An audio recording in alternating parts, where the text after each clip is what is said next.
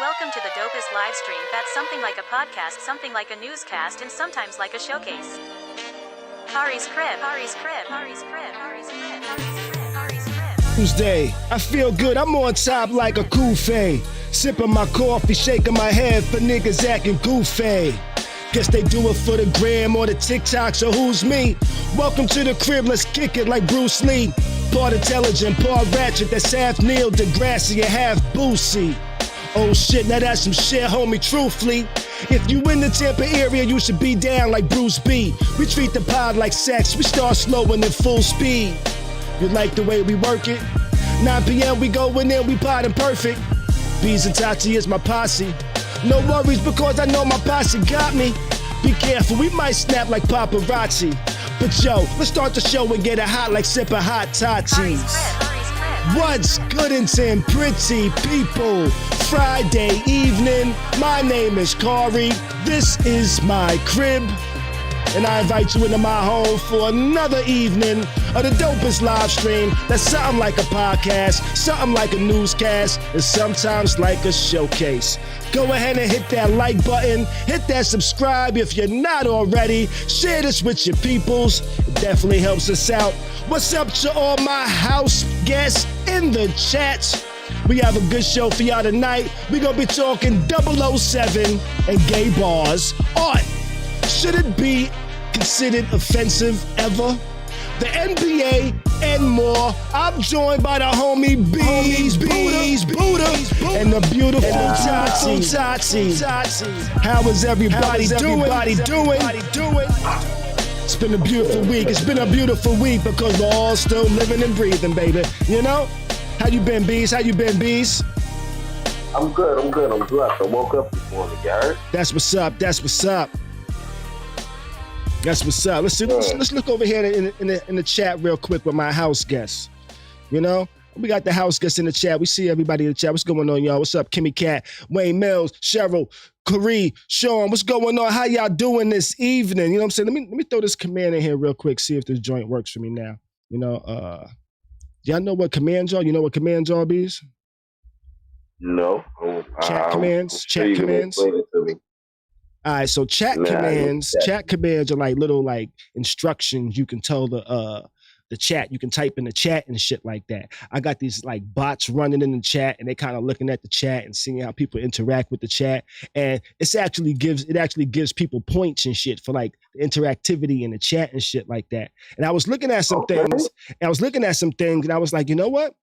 I could do giveaways in my chat, you know what I'm saying? And I think I'm gonna start doing that. And I think I'm gonna do that tonight. You know what I'm saying? We're gonna use the chat to do the giveaways once the bot is actually in there running the shit like that, you know what I mean? Okay. How it works is like people, when I start like a giveaway, people can enter the raffle. It's gonna be like a raffle, you know what I mean? People can enter the raffle, and when they enter the raffle, they can actually purchase tickets for the raffle. But it's not money tickets, it's points based off of how much you interact with the motherfucking stream and shit like that. You know what I'm saying? So it's based off of those points. Gotcha. You can spend those points to buy tickets to fucking win the raffle and shit like that, which I thought that was kind of interesting and kind of cool and shit like that. You know? I also got this shit in there. I added this other shit called boss battle. You know? boss battle. You know how like Street Fighter is and shit like that? Yeah. And you know when like you fighting the boss, and when you fighting the boss and shit, like y'all both have like power, you know? Y'all both have y'all energy levels and shit like that, right? Well, I found this other feature I could fuck around with to where it'll give me like energy. And as people interact in the chat and subscribe and like and do things like that, I'm my points will be taken away. I'll be like, oh, they beating me up. And then somebody else could become the stream boss and shit like that. I thought that was kind of interesting, kind of fun and shit like that. So I said, let me see how this shit might work, but you know. But yeah, we're gonna get into it though, you know what I mean? Got a bunch of shit we're gonna talk about this evening. This evening is not gonna be as long as usual because I actually have some shit I gotta do tonight. I actually got a event that I'm gonna be going to after this. So we're not gonna be on till 1, 2 o'clock in the morning and shit. Oh. Bees got the fister. Let me update this title. You know what I'm saying? What we gonna say? What should we name this? Ooh, right here. 55 years. I'm gonna say we're gonna update the title to Happy Birthday Black Panther Party. Now let me fix that. Happy birthday to the Black Panther Party. Y'all. You know what I'm saying? October 15th. October 15th, 1966 is when the Black Panther Party was actually founded. I'm gonna get with you in a second, Cheryl. 55 years ago, October 15th in Oakland, California, founded by Huey P. Newton, Bobby Seale, and Elbert Howard. A lot of people often forget his name, but 55 years ago, Black people really had to do what they needed to do to get respect in this country and shit like that. You know what I mean? And we're still working on it. But they started laying the foundation, saying, we're gonna go against the system and do what we need to do to get shit our way. So I definitely respect them. But they didn't really go against the system. You just had two brothers that understood, 2-3 brothers, actually a couple of brothers, you know what I'm saying? Fred Hampton, when you really look at it and really look at the story of the Black Panthers, Fred Hampton, personally, I would say was probably the most, when it's all said and done, probably the most recognizable Black Panther, even though Huey Newton and them are they're the forefront, but you know what I mean? Fred Hampton, his little bit of time, like a revolutionary. That's something just totally different from what everybody else is looking for, what everybody else is trying to do. You know what I mean? A lot of people want power for just this race and just that race and just this race. Nah, it's not about that. It's about power for human beings, but the whole thing that America itself has to recognize is recognize the Black man as a human being and not just a piece of property. You understand what I'm saying? Because that's what truly how they look at it. We're a piece of property. The way to get the Constitution and all that so forth is designed to operate is to keep the Black man as a piece of property. You know what I mean? And a lot of people don't understand that, but there's ways around that. When you look at the Constitution and so forth, because the Constitution wasn't truly written by a bunch of bright people. You understand what I'm saying? Because if it was, it would be foolproof, and we would still be stuck in slavery and things like that. You understand what I'm saying? I feel you. It wasn't. If it was wrote by the people for the people, it'd be something different. Right. But it was written by people who had a whole different agenda, and some of that agenda is still moving along with a strong progress. You know what I mean? Because a lot of people aren't coming together. We got to come together as human beings. It's not just about being black and white and all that. You know what I'm saying? White people go through some of the shit we go through too. You know what I'm saying? It's just not televised. When you said that it wasn't written by smart people or people that was too bright, and they knew this. They knew this, They knew they wasn't the smartest. They knew they wasn't too bright. So they said, you know what? We're going to create this shit to where later on motherfuckers can change it where they see we fucked up. Though I don't think they thought it would be to the point where Black people was going to be like, hey, y'all fucked up. Y'all need to change some shit. Now, if they would have thought that was going to be the way, they might have been like, hey, let's set this shit in stone. You know what I'm saying? True. Very true. That's what I wonder. If they knew shit was going to go the way how it went now, do you think they would have been like, yo, let's set this shit in stone? I think. It must look crooked, right? It looks like I'm on the hell and shit, right? Slightly. But yo, we on, we're going to do this real quick. Boom. This is shot number 3. See how I got my shot count? See how I got my shot count up here? Number 3, baby. But we ain't gonna go too crazy tonight because I got somewhere to go. And yeah, I got somewhere to go, And shit, you know what? Fuck it. I might just take motherfucking Uber, baby. I might just take motherfucking Uber. But you know what? Happy birthday to the motherfucking Black Panthers, baby. You know, blow some air horns for them motherfuckers, man. You know what I'm saying? Them dudes did what a lot of motherfuckers was not able to do. A lot of motherfuckers today can't do what they did back then. You know, so definitely shout out to the Black Panthers, yo. Word. Definitely. If they want to call the Black Panthers a gang, one thing I will say about this gang, they was different because they was gang banging on police. A lot of these gangs be out there, y'all be fighting each other. You know what I'm saying? Yeah. You got kids over there? That's outside. That's outside, brother. There's always something, yo. I'm on an active avenue. You know what I'm saying? You gotta get your earbuds too, yo. I got my earbuds in. My earbuds in. Oh shit, I can't even see it. Oh shit. Yeah. Nigga B's over here acting like a spy.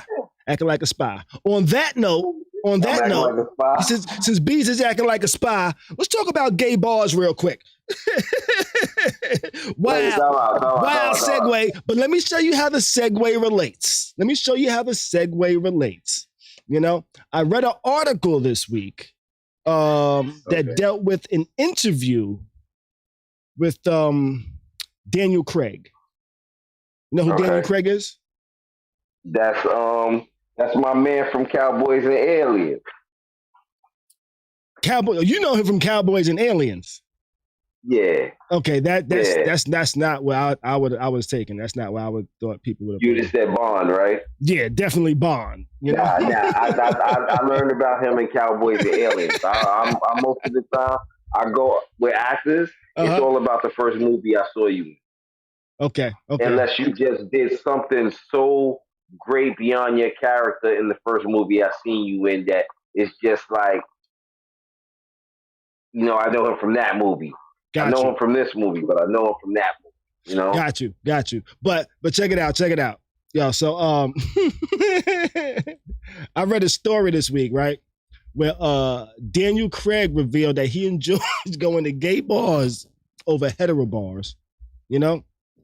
For those not familiar with Daniel Craig, you know, he's that badass, smooth-ass ladies man, James Bond, a.k.a. 007. You know what I'm saying? His role in that is like the man's man on screen. You know what I'm saying? But in real life, he said he'd rather go to a gay bar. His reasoning when asked why, he suggested that heterosexual bars often have an uninviting, overly aggressive atmosphere. You know? He says one of the reasons I don't go, he says one of the reasons is because I don't get into fights in gay bars that often because the aggressive dick swinging in hetero bars, you know, I just got very sick of it. He also said the following about most gay bars he visited. He said, yo, they would just be good places to go, providing a chill and very safe place to have fun. You didn't have to sort to a state, you didn't have to sort of state your sexuality. He said it was okay. And then he said he could also meet girls there because a lot of the girls there were there for the exact same reason he was, you know? And I'll tell you what, though, that last part kind of puzzled me, you know? I'm thinking them girls was there to meet gay men. Is that the same reason he was there? Yo. You know? I wish he would just come out and say that he's gay because I've been to both. Oh, hey, Tati. Hey, y'all. How you doing? Y'all know I'll be fashionably late. But, hey, guys. Cool, hey, everybody in the chat. What's up, Tati? Glad you joined us. Glad you joined us.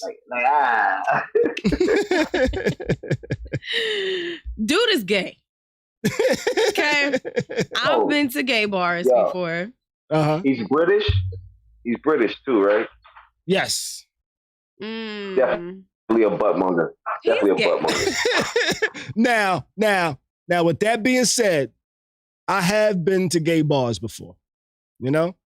Not by myself, you know? Not on my suggestion, you know?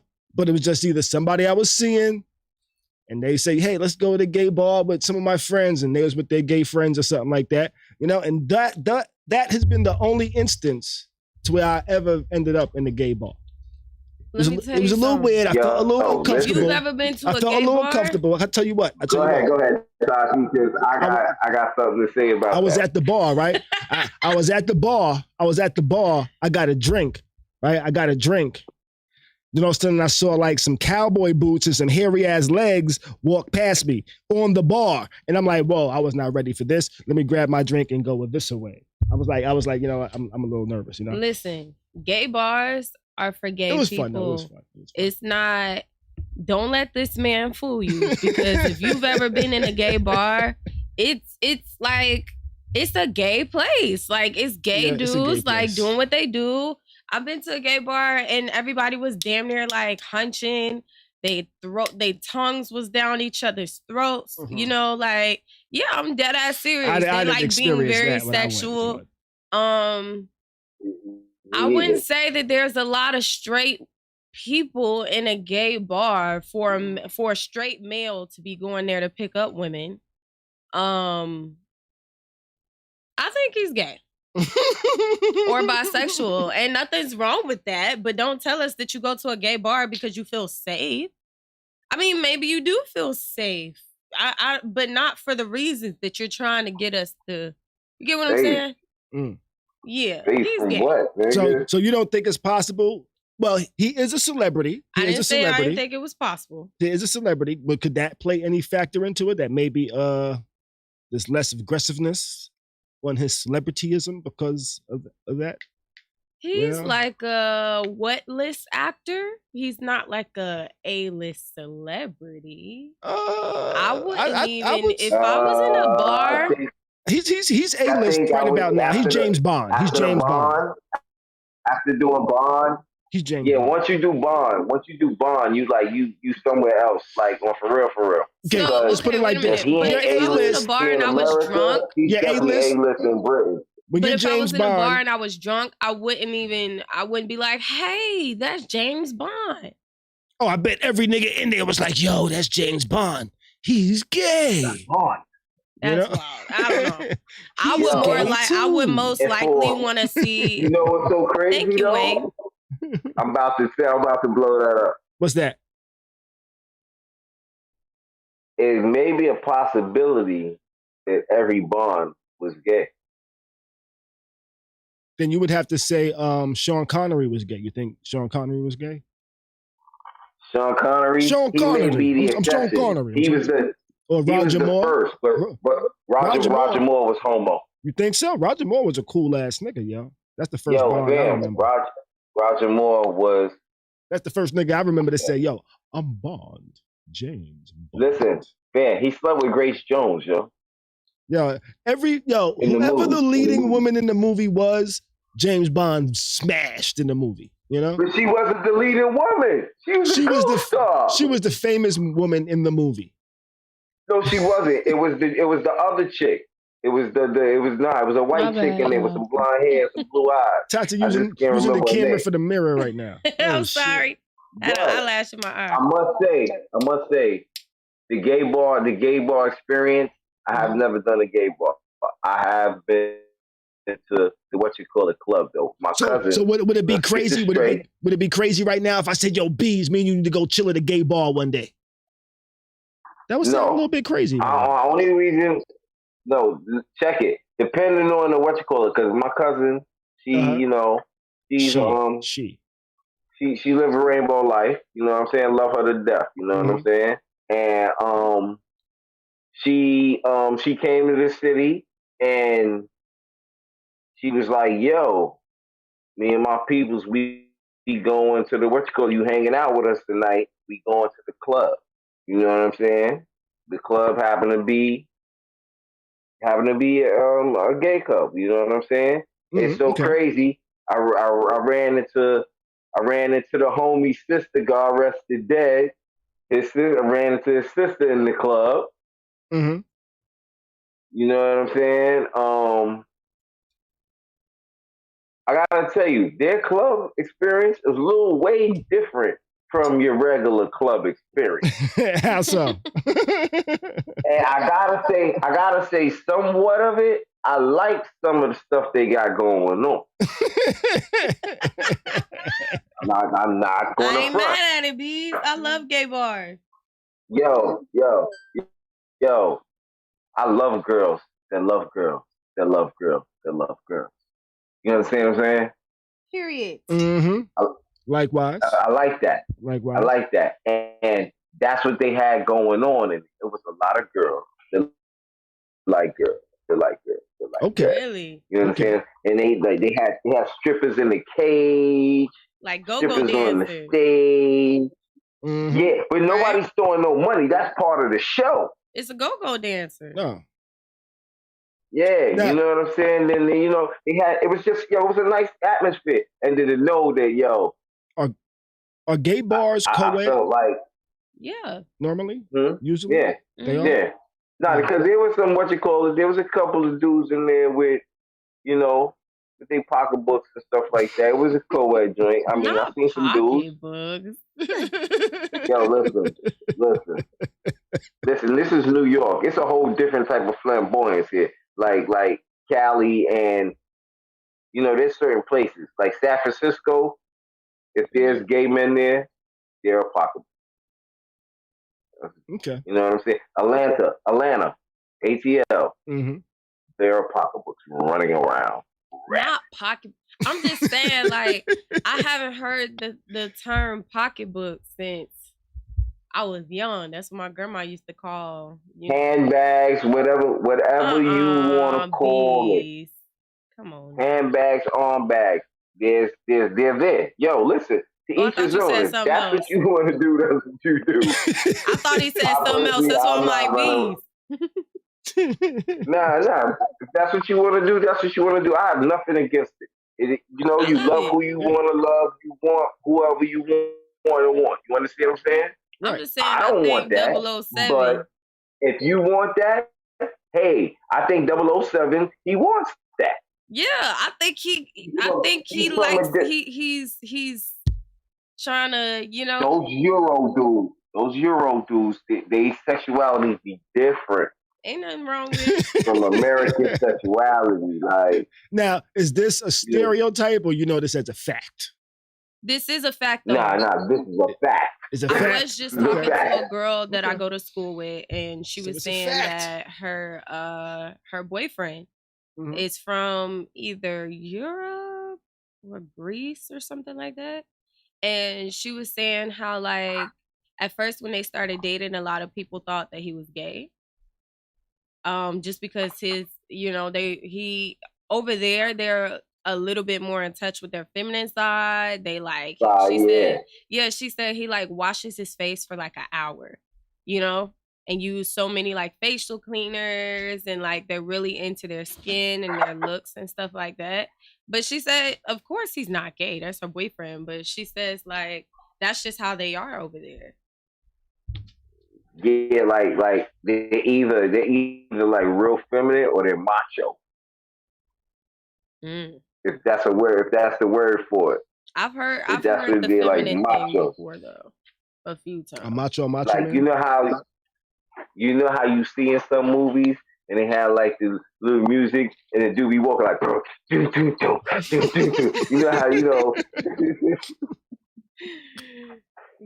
how they be walking and whatnot with the fast walk. The what you call it, the spandex jeans, because you can't even say those are tight jeans. Those are just spandex jeans.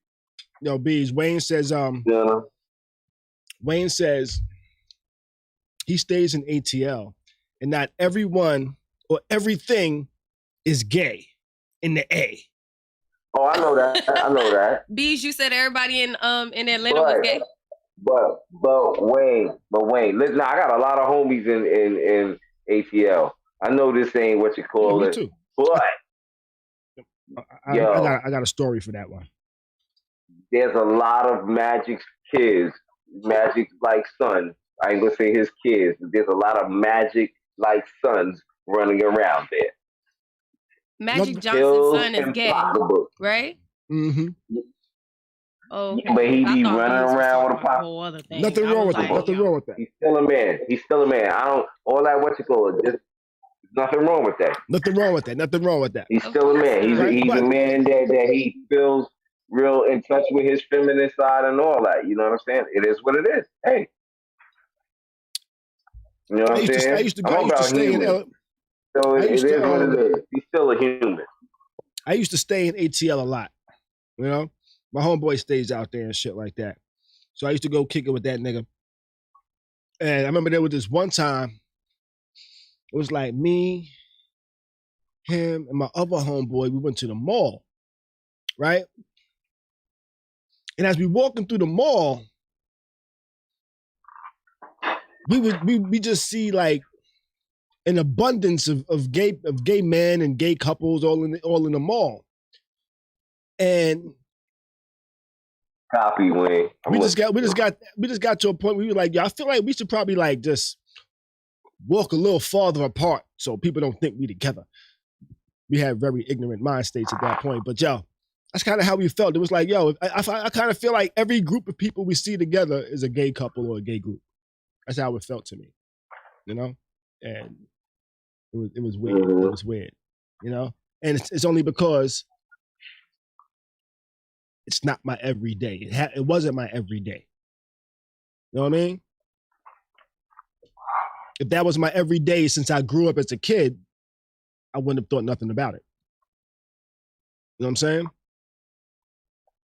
But I think if you grow up used to seeing it, yeah, like 2 generations down the line, it's gonna be totally like right. It's not gonna even be. It's not even gonna be a thing. It's not gonna be nothing weird at all. You know, it's not gonna be nothing that people just like, yo, that's crazy or some shit like that. It's gonna be regular every day, which is why I kind of support the whole like showing more shit on TV and everything like that. You know what I'm saying? When people be like, oh, they shouldn't show gay couples on TV. I'm like, yo, if they don't show gay couples on TV, they shouldn't show any couples being in love or having any type of sex or anything like that. You know what I'm saying? Because shit like that is regular. And it's not just regular now. It's always has been. You know? It's weird. Since the days of Julius Caesar. Yeah, it's always has been. But people act like it's never been there. You know? All right. Let's move this on. That era was a little different. That era was different. I remember being young and growing up in New York, and every so often there was some reason we had to go down to the village, you know? And back in the days, the village is where all the quote unquote weirdos were at, you know? Like the village is where you would see people with mad piercings, people with the fucking spiked mohawks, people with all types of shit. Shit that you think is the shit that you call like emo or some shit like nowadays or shit, or goth or some shit like that nowadays. You know? Yeah. It's like in New York, they all conjoined and like just like got together in the village, you know? And that's like everybody was like, yo, the village is where all the weirdos go. So my mom, like, that was the only time, yo, fam. All the weirdos. Yo, that's how they used to that's how they used to describe it. You know, that's how they used to describe it, you know? And whenever I remember being small and we going down to the village, and the only reason I recall this is because this was the only time my mom said, hey, you're gonna see some different looking people out here. You know? My mom like mentally prepared me. She was like, yo, don't stare at nobody. You know what I'm saying? Oh, man. These are just people, you know what I'm saying? But they're going to be extreme, you know? And sometimes though, as a little kid, you can't help it. There's always that one. Yo, I was fascinated. Yo, I was fucking fascinated, yo. I was like, yo, how the fuck he do his hair like that? This nigga's hair has like 1 spike, 2 spikes, 3 spikes. He's like got like a 4 or 5 spike fucking long ass mohawk of all different colors with a fucking ripped vest with chains on it in the wintertime and no shirt underneath. I'm like, yo, how these niggas doing it? He's not cold. What's going on? You know? No, I used to bug me out. But that's the only time. That's why I recall going to the village, because my mom always prepared me for it mentally. You know? Yeah. His mom prepared him to go to the Is it still like that, Bees, or is it very different now? What, the Village? Yeah. Oh, fam, it's a whole new show. It's a whole new show. What you talking about, yo? Yo, I feel like me and Mo going down to the Village, the times we've been to the Village. I'm going to say we got a show 4 out of 5 times we got a show. Something other has to happen. Right back. You know what I'm saying? If a nigga ain't fucking a nigga in the bank, if niggas ain't dancing on the that corner. was a wild story you told us that time, though, Bees. Yo, fam, you know what I'm saying? Like, you see some other shit, yo. All right, so it's still a little extra out there. Think about still a little extra. Fam, that's where who put the pepper in the Vaseline. That's where that happened. Oh shit! Oh man, yo. Okay, you got to tell that story, Bees. You guys to tell that story real quick, Bees. Oh man. Okay, you know what? Story time with Bees, and we're gonna call it "Who Put the Pepper in the Vaseline?" Vaseline.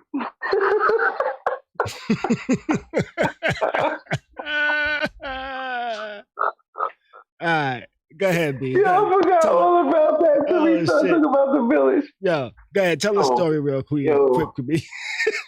One night, this is when I was still working in the movie theater and shit.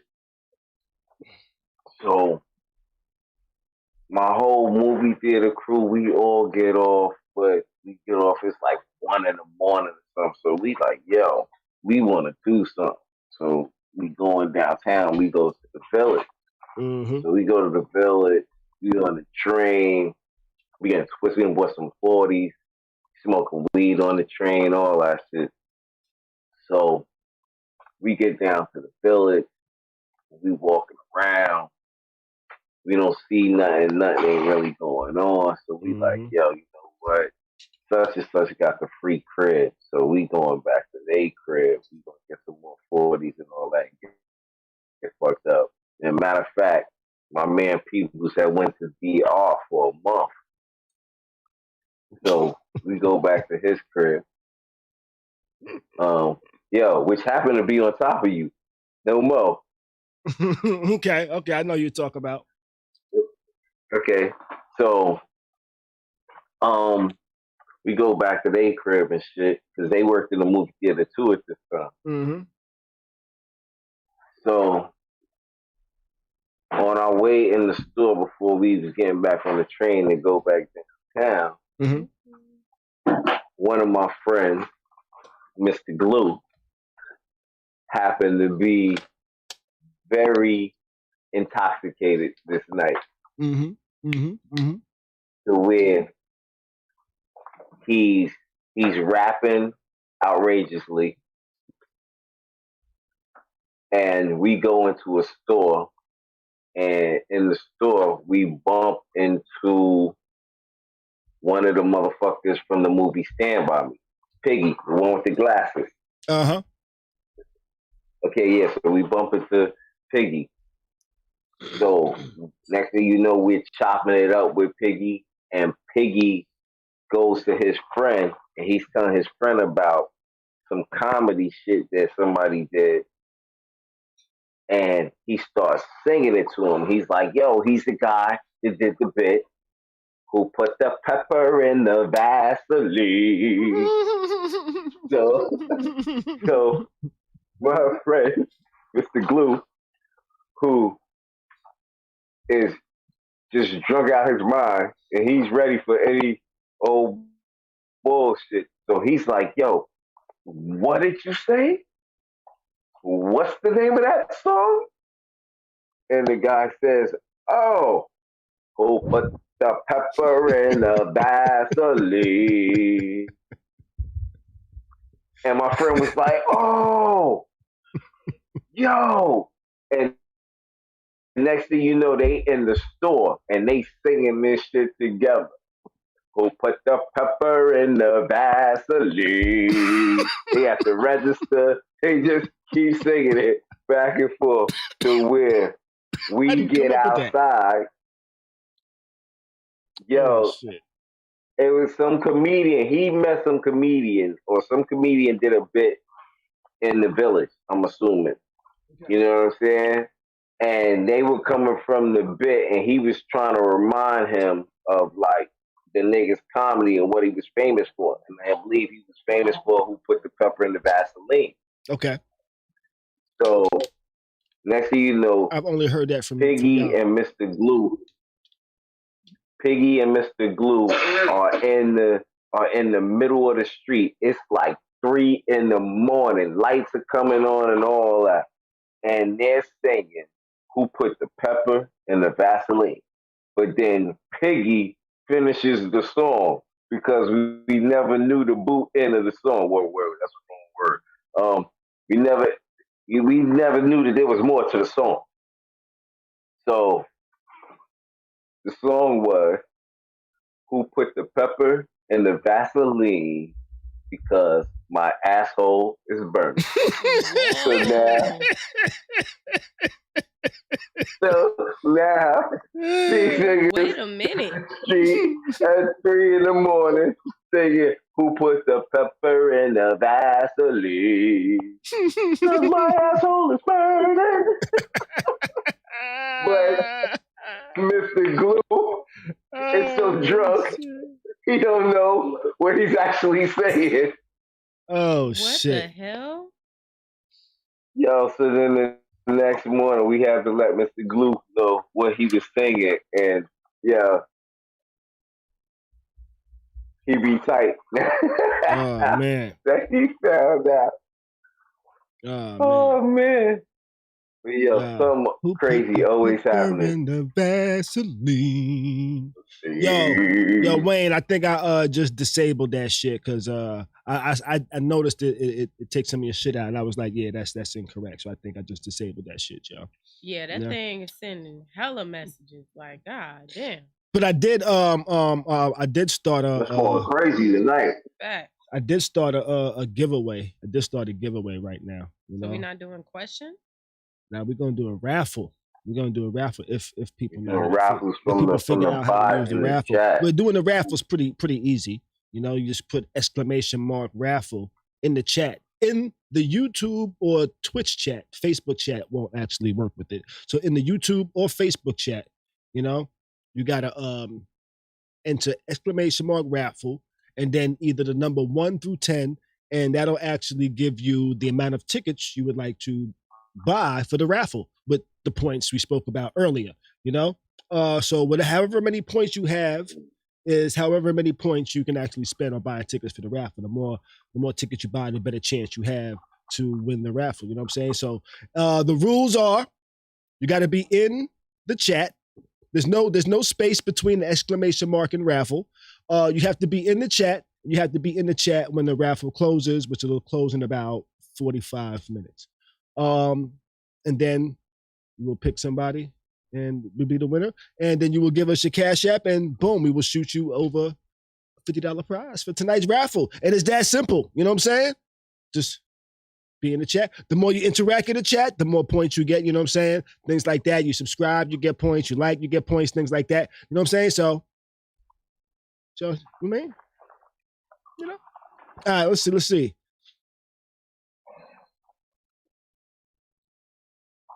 Yeah, I was playing with some stuff the other night when I did that little test stream. I was just playing with some things, seeing how things work, making sure things work, you know. And I said, you know what, we're going to do it like this. But we can still ask questions, Tati. I ain't opposed to that, you know. But just I wanted to kind of like test this out and shit like that, you know what I mean? Well, we'll ask questions a different show since you're doing a raffle tonight. All right. And I told Bees and I told the chat that tonight we're actually ending a little early and shit, or we're not going to be going till 1 o'clock in the morning because got some shit to do tonight, you know. But I said we might possibly do like an after hours tomorrow night since we're not going to do nothing tonight. So it's a possibility we might ask some shit tomorrow and shit. You know what I mean? But yeah, if you want to join the raffle, listen, I have to ask this. What's that? Are we doing the verses on Sunday? Are we doing the verses on Sunday? Why not? Why not? You know? You know what I'm saying? Big Daddy King, KRS-One. Bless you. Bless you. Ooh, bless you, girl.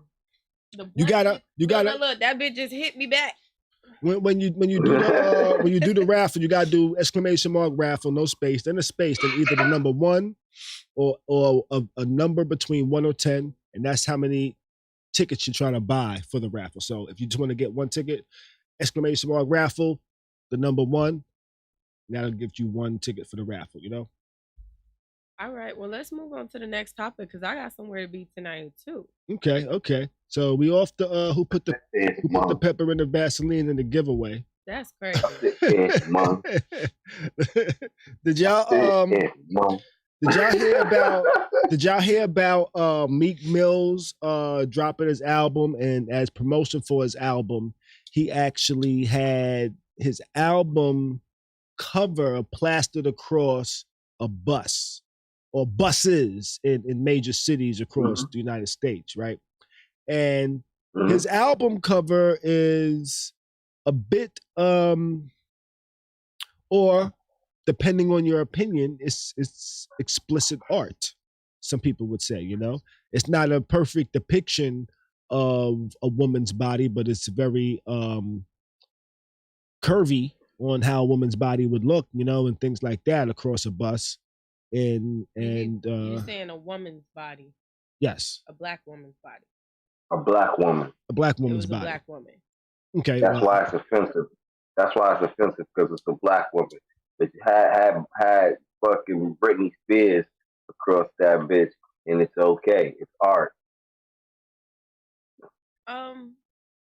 Every time I saw the picture, it was like blurred out. So I don't know, like where the women actually, because I saw the women were like bent over, shit like that. Were the women actually like was it actually showing like their ass, like their butthole? Was it like, what was it showing? Because I saw the pictures, I saw the women naked. I didn't see, you know, the parts that social media kind of like the blog kind of like, you know. Okay, I will show what this album. All right, so actually, no, let me put it on the big screen. Because y'all be saying y'all can't see it sometimes. So I'm gonna show y'all what the album looked like. I don't think it was really that explicit. It was very abstract, in my opinion. Yeah, it definitely was abstract. So this is what the album cover looks like. You know?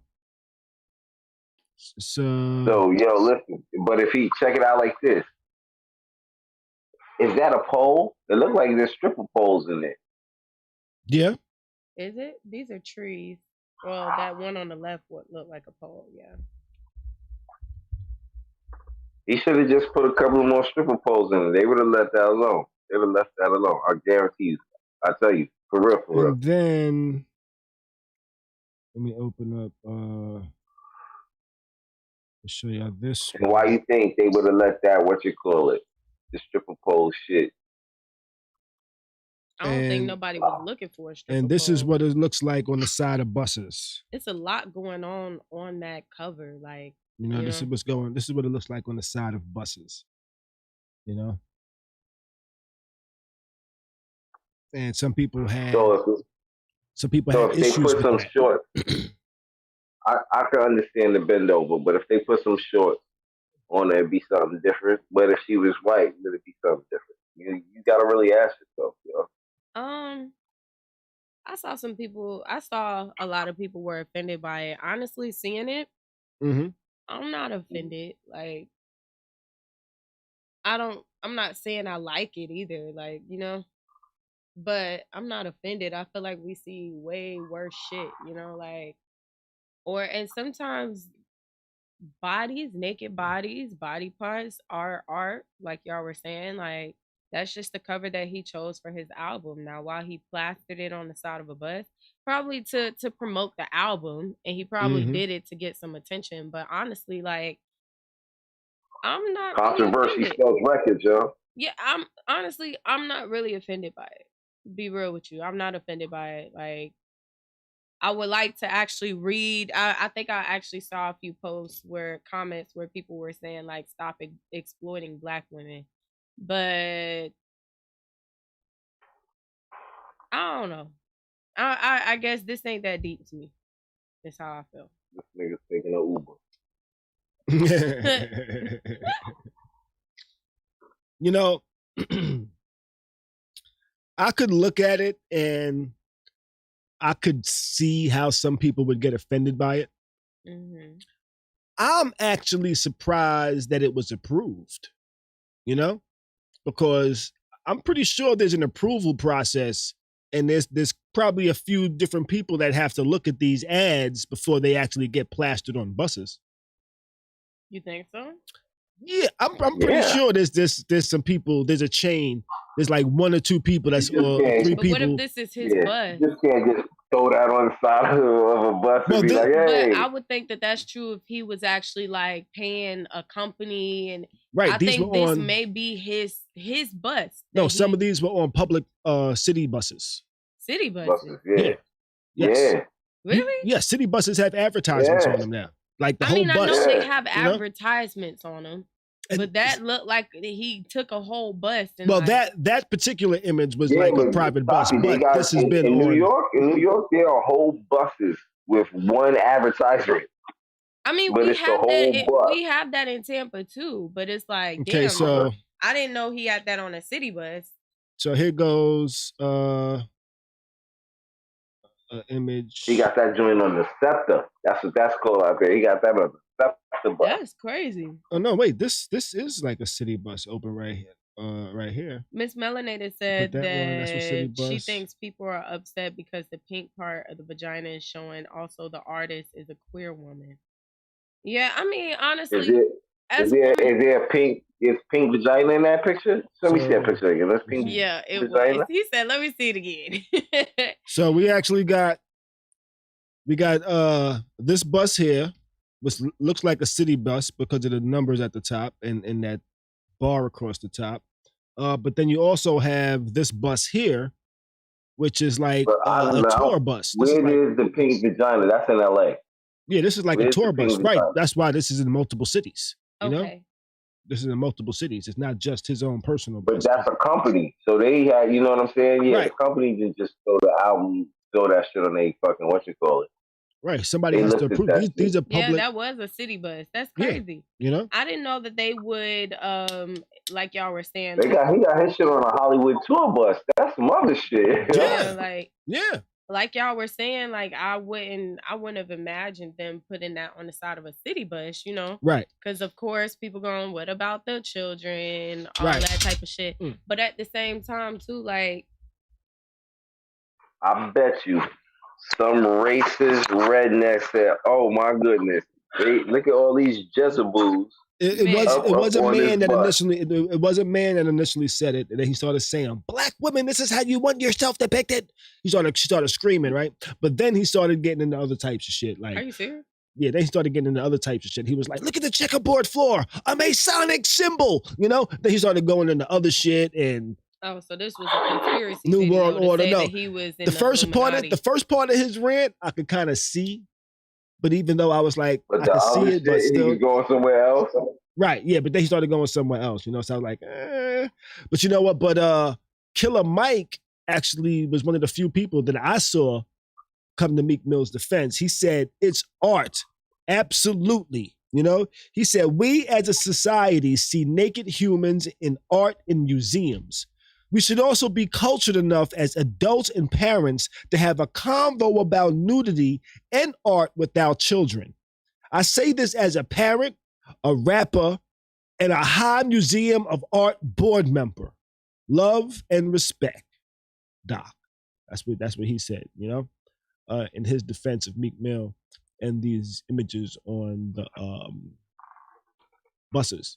You know, so do you think They people come are killing Mike, outraged? yeah. Do you I think can people see are that. outraged because they're forced to have a conversation they wasn't prepared to have with a child or something like that? Or do you think people are offended because they're Yeah, like, you know what? yeah, I don't want this yeah. little circle representation of a vagina in my face. I honestly feel like it's the way that it was done, Mhm. right? So like, I feel like if it was like tasteful nudity, people wouldn't have an issue with it. Mhm. But because it's literally like a woman busting it wide open, you know what I'm saying? And it is to me it's a cartoon. To me it's the cartoon. It's not like it's an actual person. It is a cartoon. But it's about the way that it's done. Like the raunchy, like bent over. Although we see this shit all day, every day, that's the same position women twerk in. Mhm. That women do a lot in. Listen, Whatever. But these I kids, just today's kids, on a national, on a worldwide standpoint, today's kids see all this shit and more. they do. I wish With parents how would social acknowledge media and that. internet and all that shit is. You know what I'm saying? Nobody says that about that shit. Half the shit that's shown on the internet is sometimes it's like, yo, my nigga, like for real? Mhm. And it's like everybody's, and then you got extremists, you got internet extremists out there that do shit to try to take it to the highest level. Like, yo, all that shit is unnecessary, yo. Mhm. For real. Mhm. I don't know. I really feel like it's the way that it was done, but I'm not personally offended by it. Even, knowing that it was, and then also if you like that y'all were saying like it was drawn by a black woman, right? And it's like Right. if she wasn't offended, it's just again, it's one of these like cancel culture shit. Like people disagree with it, so they want it taken down. In reality, it is art. It is art. It is a little raunchy, but maybe that's the point they're trying to get across. Now it is wild that it's on the side of a city bus, crazy. But again, like you just adjust, like you know what I'm saying. I don't know about adjust. Like if y'all are worried about your kids seeing it again, like Bees was saying, your kids see more than that. You already need to have conversations with your kid about sexuality and shit like that because honestly, like I don't like to see parents like hiding shit from their kids, right? Now we can argue that sometimes kids are too young, but it's like I have a 3-year-old. I have to explain to her every day. I mean, every few days, just like my mom did to me. If somebody touches you here, Mhm. you let me know. If it's not me or your grandma or you know what I'm saying, and if it makes you uncomfortable, definitely let me know. But this is and of course she's gonna say why.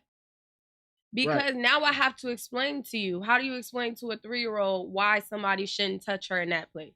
You get what I'm saying? Yep. We have Yeah, conversations. I got We should be having conversations about sex, age appropriate conversations about sex from literally the time that they are toddlers. So why the fuck are y'all so afraid to explain, Right. relationships like men and women together or just whatever y'all like why are y'all so afraid to talk to your kid? That's why they out here wilding the way that they are because y'all don't be real with them and put them on game about shit. You don't let them know what the fuck going on, so therefore you don't trust them. We should already be having these conversations. So I'm really tired of saying, oh, you forcing it on our kids. Guess what? It's a possibility, and that's a conversation that you need to have with them anyway. Right. I agree. yeah. I I agree. concur. But yeah, I'm not offended. All right. We can go on. So let's take it from that, right? From there, and segue into should art ever be offensive? Should anybody ever say, you know what, that art is offensive, or should they say, you know what, if it wasn't art, I might be offended, but because it's art, I don't think art should be offensive, but the way freedom of speech, then speech is offensive nowadays. It's like sooner or later, the way things are going, the way I feel right now, the way things are going, soon everything will be offensive. Everything, because people, as time goes by, it's like a lot of shit that people weren't offended by or offensive about before. People are very offended. Okay. You know what I'm saying? Mm-hmm. And for good reason with certain things, but some things are like, yo, like, come on. You know what I'm saying? Take it on the chin. Like, you give and you take punches. That's how I feel. Like, you know what I'm saying? In this world, this fight of life, you understand what I'm saying? Everybody wants to live an easy, comfortable, what you call it, but in life, yo, you gonna have to throw some punches one way or another. And that doesn't not only mean saying physically that you have to get physically and be physical to throw punches, but I'm just saying like you're gonna get into a word dispute or something of that type of matter. Like there's always gonna be something in this life where you're gonna have to like have some type of confrontation or something like that. You know what I'm saying? And for good or worse, if you're right or you're wrong, sometimes you got to take one on the chin. It is what it is in life. Everybody gets played. I don't care who the fuck you are. Everybody's got played at least once in their life. I don't care if you the fucking you was the meanest dude in the streets, you the richest man in the world, all that shit. You got played once. You got played once. It may not you might have got played when you wasn't rich. You understand what I'm saying? But you got played, yo. Everybody gets played, yo. And most people get played when they little kids. Once or twice, you're gonna get played, and that's just the cycle of life. And that's how you learn to get better. But you still gonna get played. And if you don't get played, you're not gonna learn. Okay. Life. All right. You know, I gotta. You know what? Let me get rid of all of these motherfucking. I gotta get rid of these chat bots. By the way, I'm sorry. I'm looking at the chat. Khary said, "Yo, I don't like critiquing art that way, but I do critique the intentions of the artist very harshly.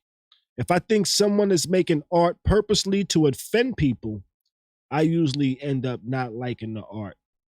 And my bot actually timed them out because they said it was too long. I'm gonna turn that shit off, yo.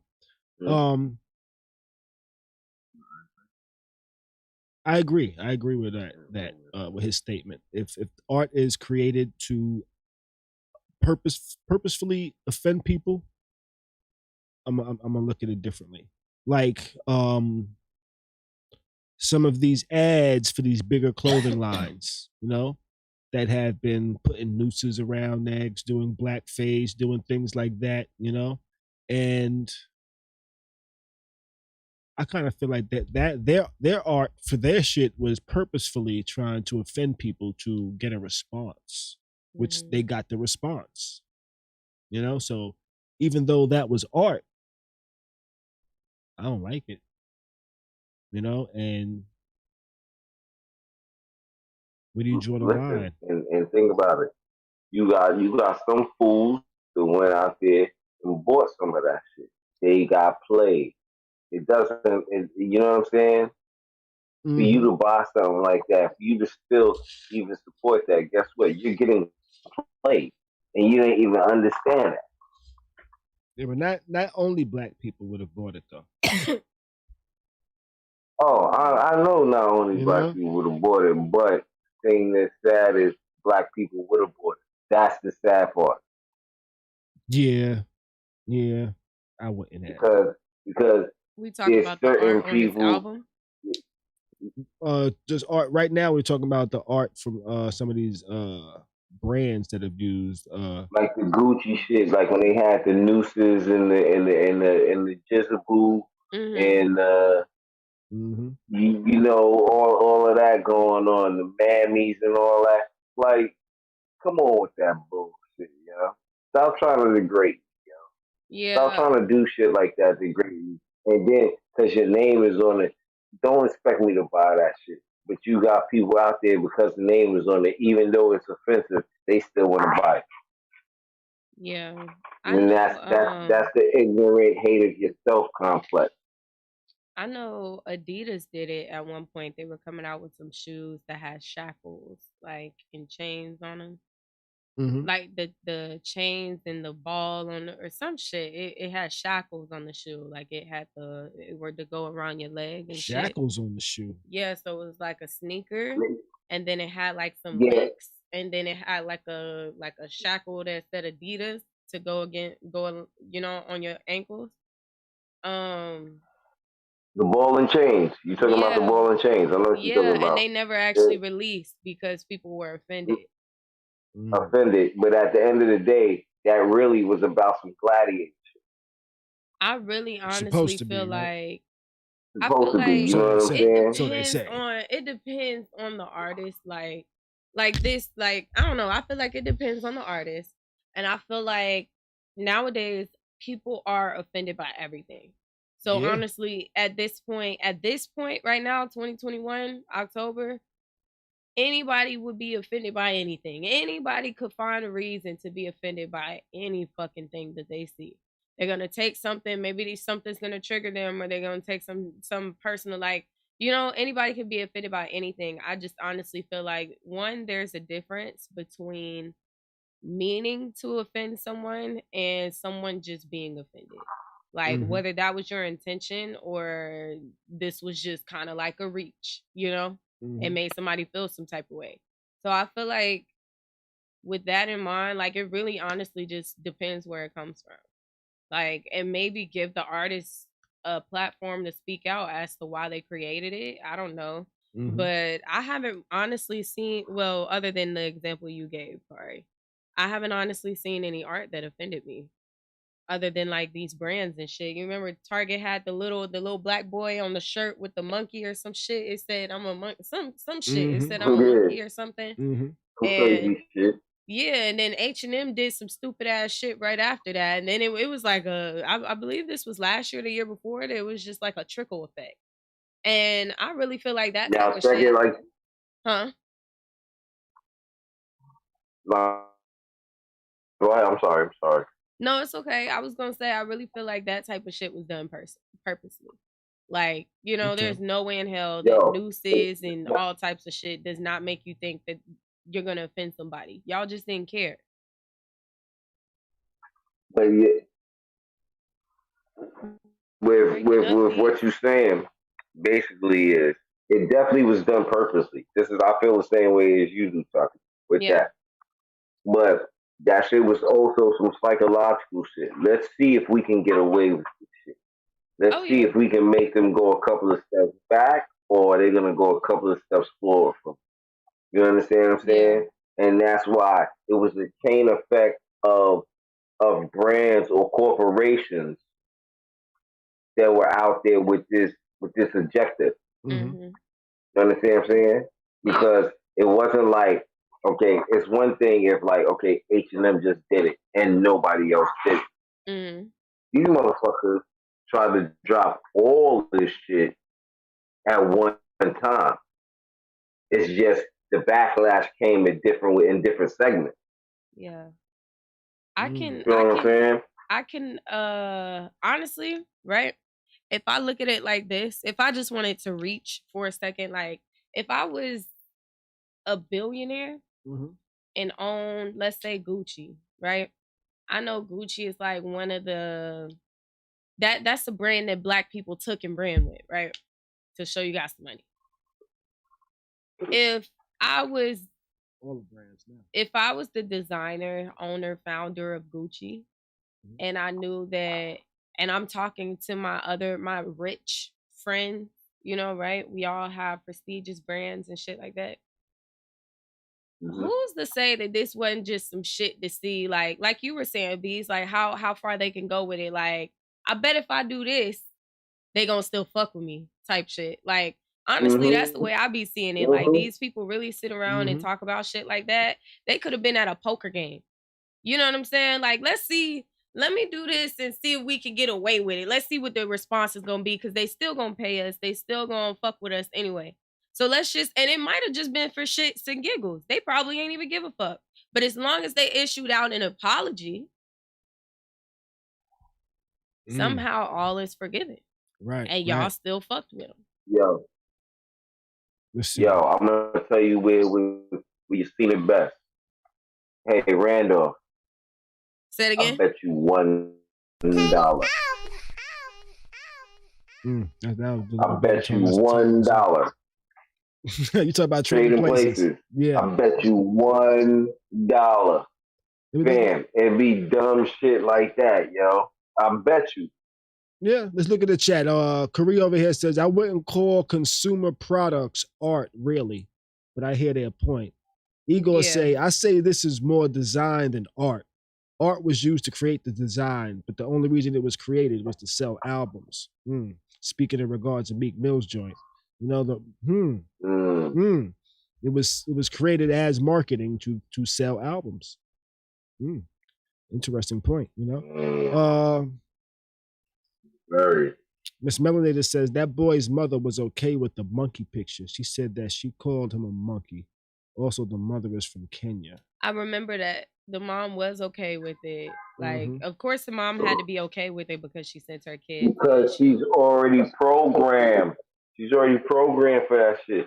I feel like because she's from Africa. I feel like because she's from Africa, right? Yeah. African, like black people in different areas. Have you ever realized that black people's from different areas of the world don't feel the same way that we feel about shit? The shit that bothers us racially don't bother them. Like, you know, like you ever seen like the I don't know, black people from the UK.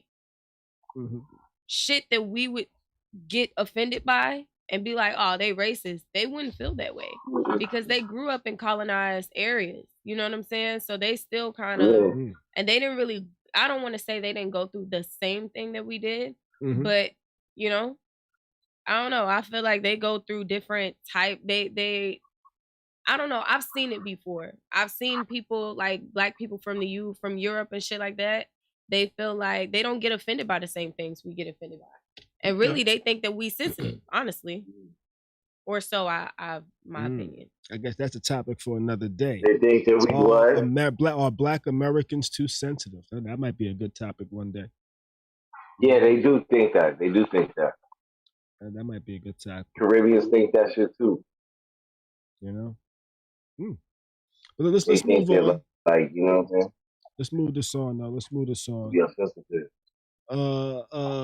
Zaire Wade may sign with the Utah Stars. You know, the Utah Stars is like, what is it? The B League from the NBA. You know, kind of like the junior NBA.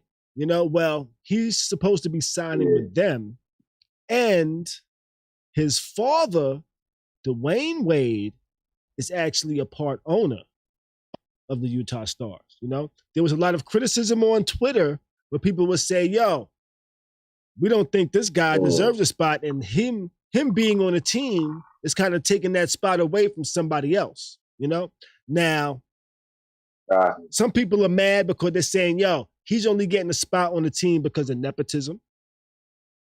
Me personally, if my dad owned a motherfucking basketball team and I played basketball, you better motherfucking damn right I expect a spot, you know? I'm not really mad that he got a spot on the team that his dad owns, you know? That's how you kind of keep it in the family. Yeah, I'm not mad at that shit either. You ever seen white kids end up cops because their parents were cops and shit like that? It's called giving your kid an opportunity. The fuck? Why would we own the team if you couldn't get a spot? Right. Why own the team if you can't put motherfuckers down? That's good. Yeah, you know? Shit. White people give their kids those advantages. Why we can't give our kids those advantages? I don't see nothing wrong with it. I know a dude, he went to college. He makes well, you do need college for this, but he went to college for 4 years just to become a cop. Like he went and got a business major, business degree and all that. But he did that just to become a cop. Like his dad was a cop. Like he already knew that's what it was. He was going to be a cop. You know what I'm saying? Got you. Like that's crazy. I don't know. I feel like then think about it. We know a whole family of dudes that right out of high school became cops. Yeah, motherfucker retired now. Yeah. Can't even front. 20 years and done. Youngest retiree in the world. Yeah. Word, yeah. I ain't even mad at him. But I ain't even. Is there any way you could look at this situation and say, you know what? That last person to get picked, if his dad didn't own the team, that last person would have got picked. You know what I'm saying? Yeah, so if the shoe was on the other foot, yeah, I'd be salty. But it is what it is. Like, you know, we all don't start from the same places and we all don't have the same opportunities. You know what I'm saying? Mm-hmm. Like, my parents don't own a basketball team. My dad wasn't a basketball player, so I would have to work. You know, some situations require skill, some require luck, some require knowing people. You know what I'm saying? Like, for me, it just is what it is. We go through that type of shit all the time. Like, you ever not gotten a job knowing that you were qualified for the shit and they hired somebody else just because they knew somebody? Same thing. Oh, yeah. Same thing. I don't know for sure that happened, but I expect it did at some point in my life. I know for sure that it happened, but it's like, you know what I'm saying? This nigga D's trying to use his head as a placeholder. It's like, you know what he is, but it just is what it is. It is what it is. I've gotten several opportunities just because I know somebody. It happens. I think I've only got one opportunity in life because I knew somebody. I got an opportunity because I knew somebody before. I worked at the phone company because I knew somebody. You know? I get opportunities all the time. People bring I got a job at Yankee Stadium because I knew somebody. You know? Yeah. That's what shit, the job I got now is because I knew somebody. You know, but because I knew somebody. I guess that's networking shit, you know? Yeah. That's how networking work. You know? I get brought up in now all sorts of conversations, get all sorts of clients and opportunities. And that's how I got my job now. Just from knowing people. See, but you know what? Somebody. That's not, I would say that's a little different. You know, because you got these jobs because you knew somebody, but somebody thought you had the skills to fulfill that job or had the ability to fulfill that job, you know? Nepotism isn't necessarily that. Nepotism is kind of like, yo, that's my family, and he's getting this regardless. Well, who says that they don't believe that he has the skill to do it? That's why I think it's the same situation. Black Twitter knows everything. But I feel like, right? If his dad didn't think that he... Okay, so one thing about it, if I was Dwayne Wade, if you suck and I don't believe that, not suck, but if I don't believe that you are ready for this opportunity, you know what I'm saying, to go up against, because he had to be good enough. He had to be good enough to even be there. So I feel like he definitely probably have skill. People are just mad that his dad owns the team. I don't know. But I definitely feel like if he didn't have the skill, they didn't believe in him. I didn't even see a video or nothing like that. Like that, he wouldn't even have been there. I played football as a kid, right? And I remember being in areas where the coach had sons that played on the team. The sons weren't very good. And they took places of people that were good, you know? Well, I mean, I'm talking about somebody like Dwayne Wade. You think LeBron would put his son? I've seen LeBron's sons play. That's like LeBron owning a team and his sons automatically getting a spot. I definitely believe that they would deserve that spot. Maybe. Ooh, I saw a documentary recently where a dude bought his son a hockey team. Hockey team, yes. And had his son running the fucking hockey team. His son was in high school. Really? Yeah.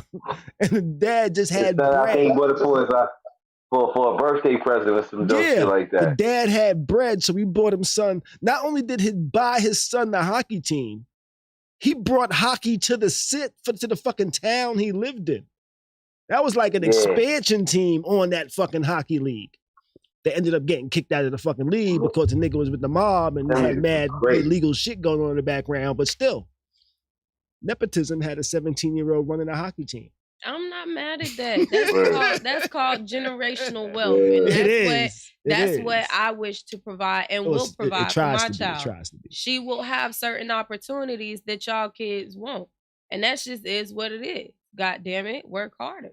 Yeah. Create opportunities. Leave some shit for your kid. Yeah. I tell you what, I build a business, I build a company, I build some shit. I'm definitely gonna have something for my kids there, you know? But it's not just gonna be something that they could just Sit there. Y'all motherfuckers gotta get nice to whatever the fuck it is you're supposed to be doing. You know, I expect you to be nice at the shit at some point. You know, I don't expect you to just sit here for the next whatever amount of years and sit on your ass. I expect you to be nice with it at some point. You know, you might not be nice with it now, but I'm not using my motherfucking power to put you in this spot so you could be a lazy fuck. You need to get your ass up and learn whatever the fuck it is you're doing to be the best at it, whatever the fuck it is. That's why I'm doing this. That's me personally. You know, I might just been a little drunk rant right there, but you know what I'm saying? That's 4 shots. That's a 4-shot rant. 4-shot rant. 4-shot rant. You know? I ain't mad at it. So when you see my baby owning a few rental properties at 12, hey, at 12, tell your mama to work hard. At 12, she may have one. She may have one at 6. Keep playing with me, but tell your mama to work harder. That's just how that go. Okay. Period. Tell your mama to work harder. Tell your mama to work harder. Tell your mama to work harder. Okay. General. Yo, listen. You know what's so crazy? There was a dude that back in the day. We went to high school with. He was from enemy territory and all that. But you know what I respected about him? What's that? This dude had a full-blown business. Oh, shoot. I think you had a run-in with this dude, too. He had a full-blown nail polish business in the 10th grade. Rest in peace, that nigga, too. That's dope. Yeah. That's dope. Yeah. Yo. The nigga shit was so popping. Okay. When we grew up in New York,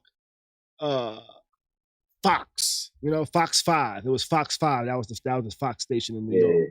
In the afternoons, they would have like the cartoons for kids. But they had these segments sometimes where they would showcase kids that was doing some shit. You know what I'm saying?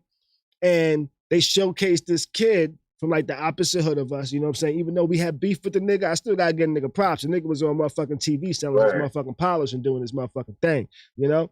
But you know what I'm saying? The nigga was on TV, yo. You know what I'm saying? Being interviewed by Fox 5. I was like, damn, what the fuck could I do to get on Fox 5 and be interviewed and do some shit? Damn, I was like, damn, everything I do is fucking low-key illegal, like selling bootleg tapes and shit like that.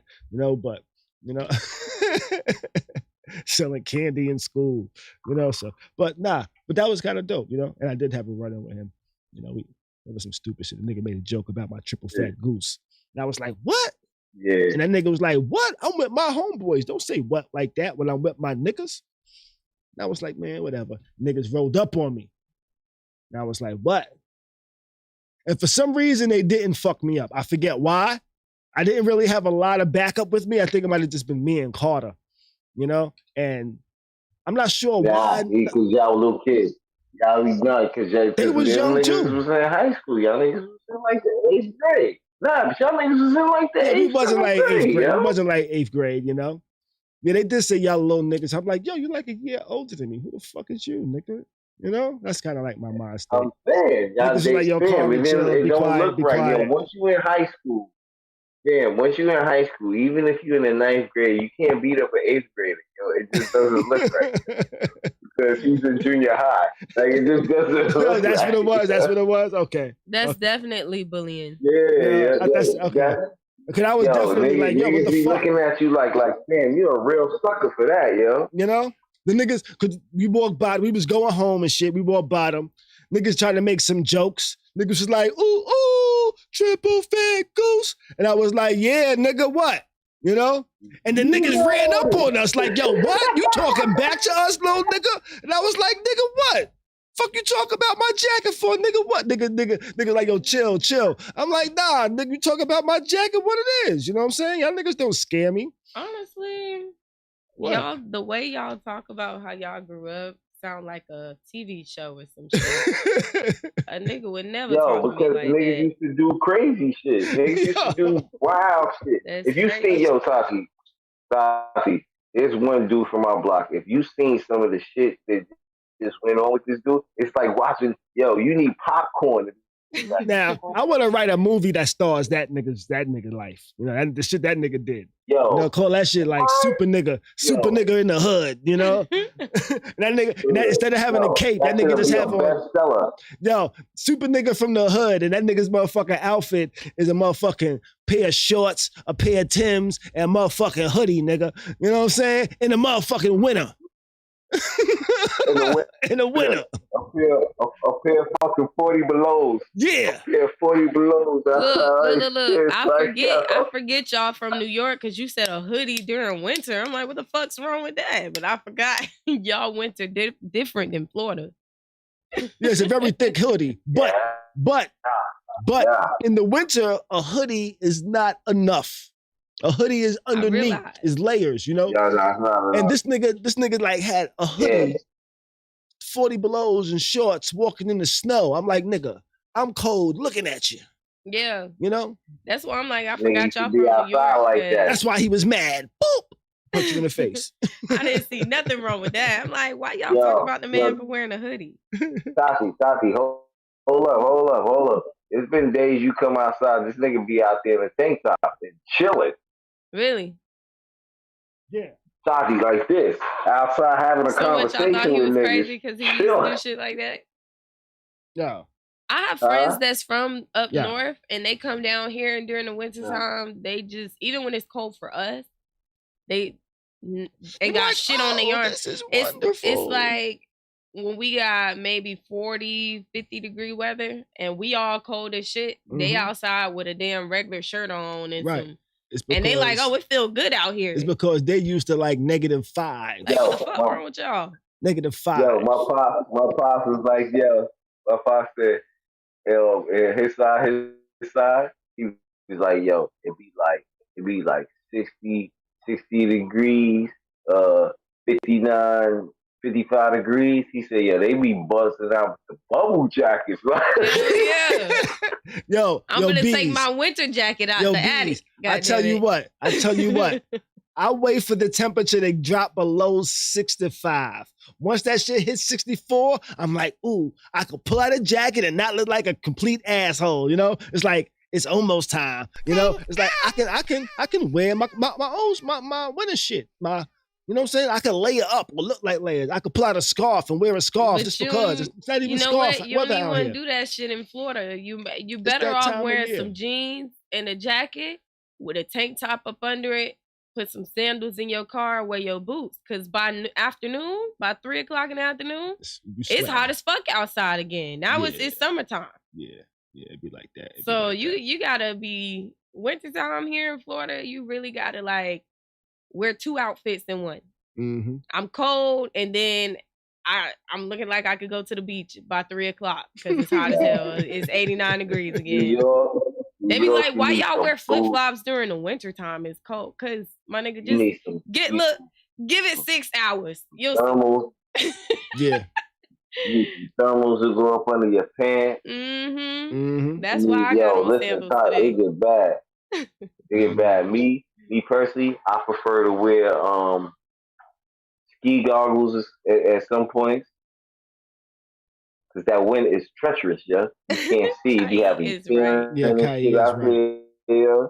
Teens in Florida wear hoodies every day. It don't matter. It don't matter if it's cold. It don't matter if it's summertime. It could be 95 degrees outside. Like 90 and a degrees teenager, it's gonna have on a hood. On the hoodie. For what? I don't know. Maybe it'd be cold. It'd be cold in school. That's what he said. Yeah. Yo, let's move on real quick. We're gonna be real quick on this one. EA Sports is deleting ex-Raiders coach Jon Gruden. You know that nigga recently out the game. He said, "Yo, we taking you out of Madden 22. Yo, you fucked up, dude. dude. That's the email dude. Yeah, that's the email dude. You know, they taking him out the game. They put him in there with some real generic ass dudes. Yo, they say, yo, deuces, bitch. That's how you know they all I gotta say is, how long you think he's been sending these emails? How long you think he's been sending these emails? Let's be for real now. Since 2011, even before that. They said it was before he even worked there. Since forever. Since he started sending emails, he been talking shit. In my mind. And now everybody just catching up with this shit. I think his first email might have been like, This shit crazy, nigga. That might have been his first email.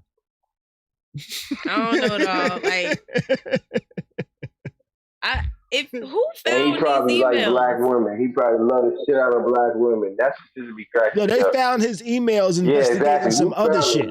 They found the emails investigating some other shit. Oh.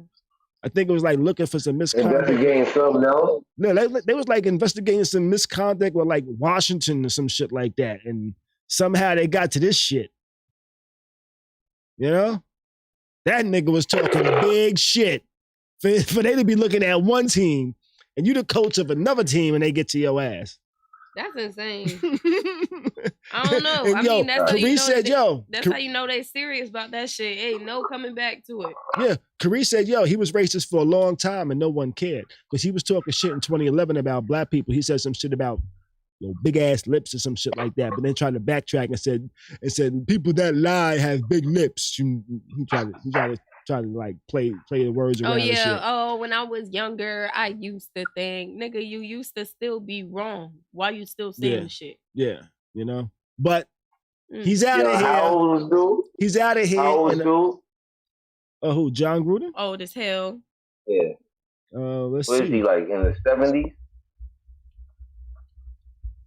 Jon Gruden is 58. You thought he was in his 70s? Nah. He looked like it, don't it? He a tort racist. He a tort racist. Yeah, he's 58, yo. You know what I'm saying? You got like them 70-year-old, 80-year-old niggas. Yeah, he do look like Chucky. A different type of race. He look like Chucky. Like the 50, you know what I'm saying? The 58-year-old, what you call it? Like, quiet as kept. The racists now, they a little more easier than them motherfuckers back in the days. Yo. What you mean easy? Yo, Kai. Yo. I feel like niggas is getting hung from trees and shit like that, but it used to be a whole lot more crazier shit going on in them backwoods and certain cities and shit with black people. I'm not saying that shit ain't still going on, but that shit was crazy back in the days, though. Mm-hmm. Damn. Did you see what Gruden was looking to make? Huh? Did you see what Gruden was looking to make? What, an all-white team? No, salary. He was about to be the richest coach in NFL history.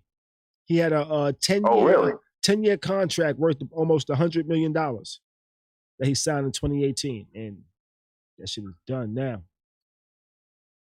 You know? Damn, but he probably fumbled. That's the biggest bag fumble. Yeah. For his history right now. So what is it?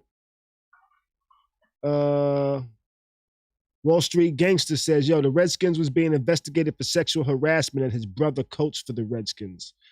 You know, and that's how that connection all connected. You know? So they a whole different type of dirtbag. You know? So it's a family dirtbag shit, huh? Mm-hmm. But Keyshawn Johnson had some words for him, said that Gruden wasn't shit back in the days. And I tell you what, when the Bucks first won the Super Bowl with Gruden as the coach, I always felt like Gruden was a fraud because I was like, you know what? That's Tony Dungy's team. I fucked with the Bucks, and I started fucking with the Bucks because they was being coached by a black man, Tony Dungy. They had niggas like Warren Sapp, you know what I'm saying? And niggas was killing shit. But that's what made me like the Bucks. And when Gruden got there and won the Super Bowl the first year he got there, I said, you know what? Gruden ain't do shit to win that Super Bowl. You know what I'm saying? That's that team. That's the Kiki Barber's brother, right? Yeah, Rondé. That was the motherfucking Super Bowl where they won. And that year, they said, I guess the Glaciers was like, yo, Tony, we need somebody else. They brought in Jon Gruden, and it was the exact same team. And then after that, them motherfuckers fell. You know? The motherfuckers started losing. You know? But I remember that. But I never felt like Gruden won that Super Bowl. I felt like Tony Dungy won it. And I felt like he should have at least a Super Bowl pinky ring for that one. You know what I'm saying? Yeah. That's my thoughts. I didn't want to be on this subject too long. You know, Stacey Dash revealed that she's been popping pills for mad years, but she's been sober now. She's been sober for 5 years now. I think she said 5 years of sobriety. But she said she was popping between. I can't remember. I've been popping these pills. She said she was popping between 18 and 20 pills a day. That's you know? a lot of fucking pills. But you know, bro. I think when the number is only between like a two variable, just give us the highest number. She was popping 20 pills a day. You know what I'm saying? Which is crazy.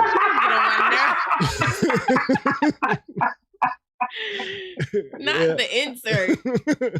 She was popping about 20 pills a day. I'm gonna take the higher of the two numbers. Facts. I'm gonna just round it up. Yo, one of my homeboys, we was talking one time back in the day. We was young. I was like, yeah, nah, I think it was like 4. He was like, nah. It wasn't like 4. It was like 5. I'm like, nigga, really?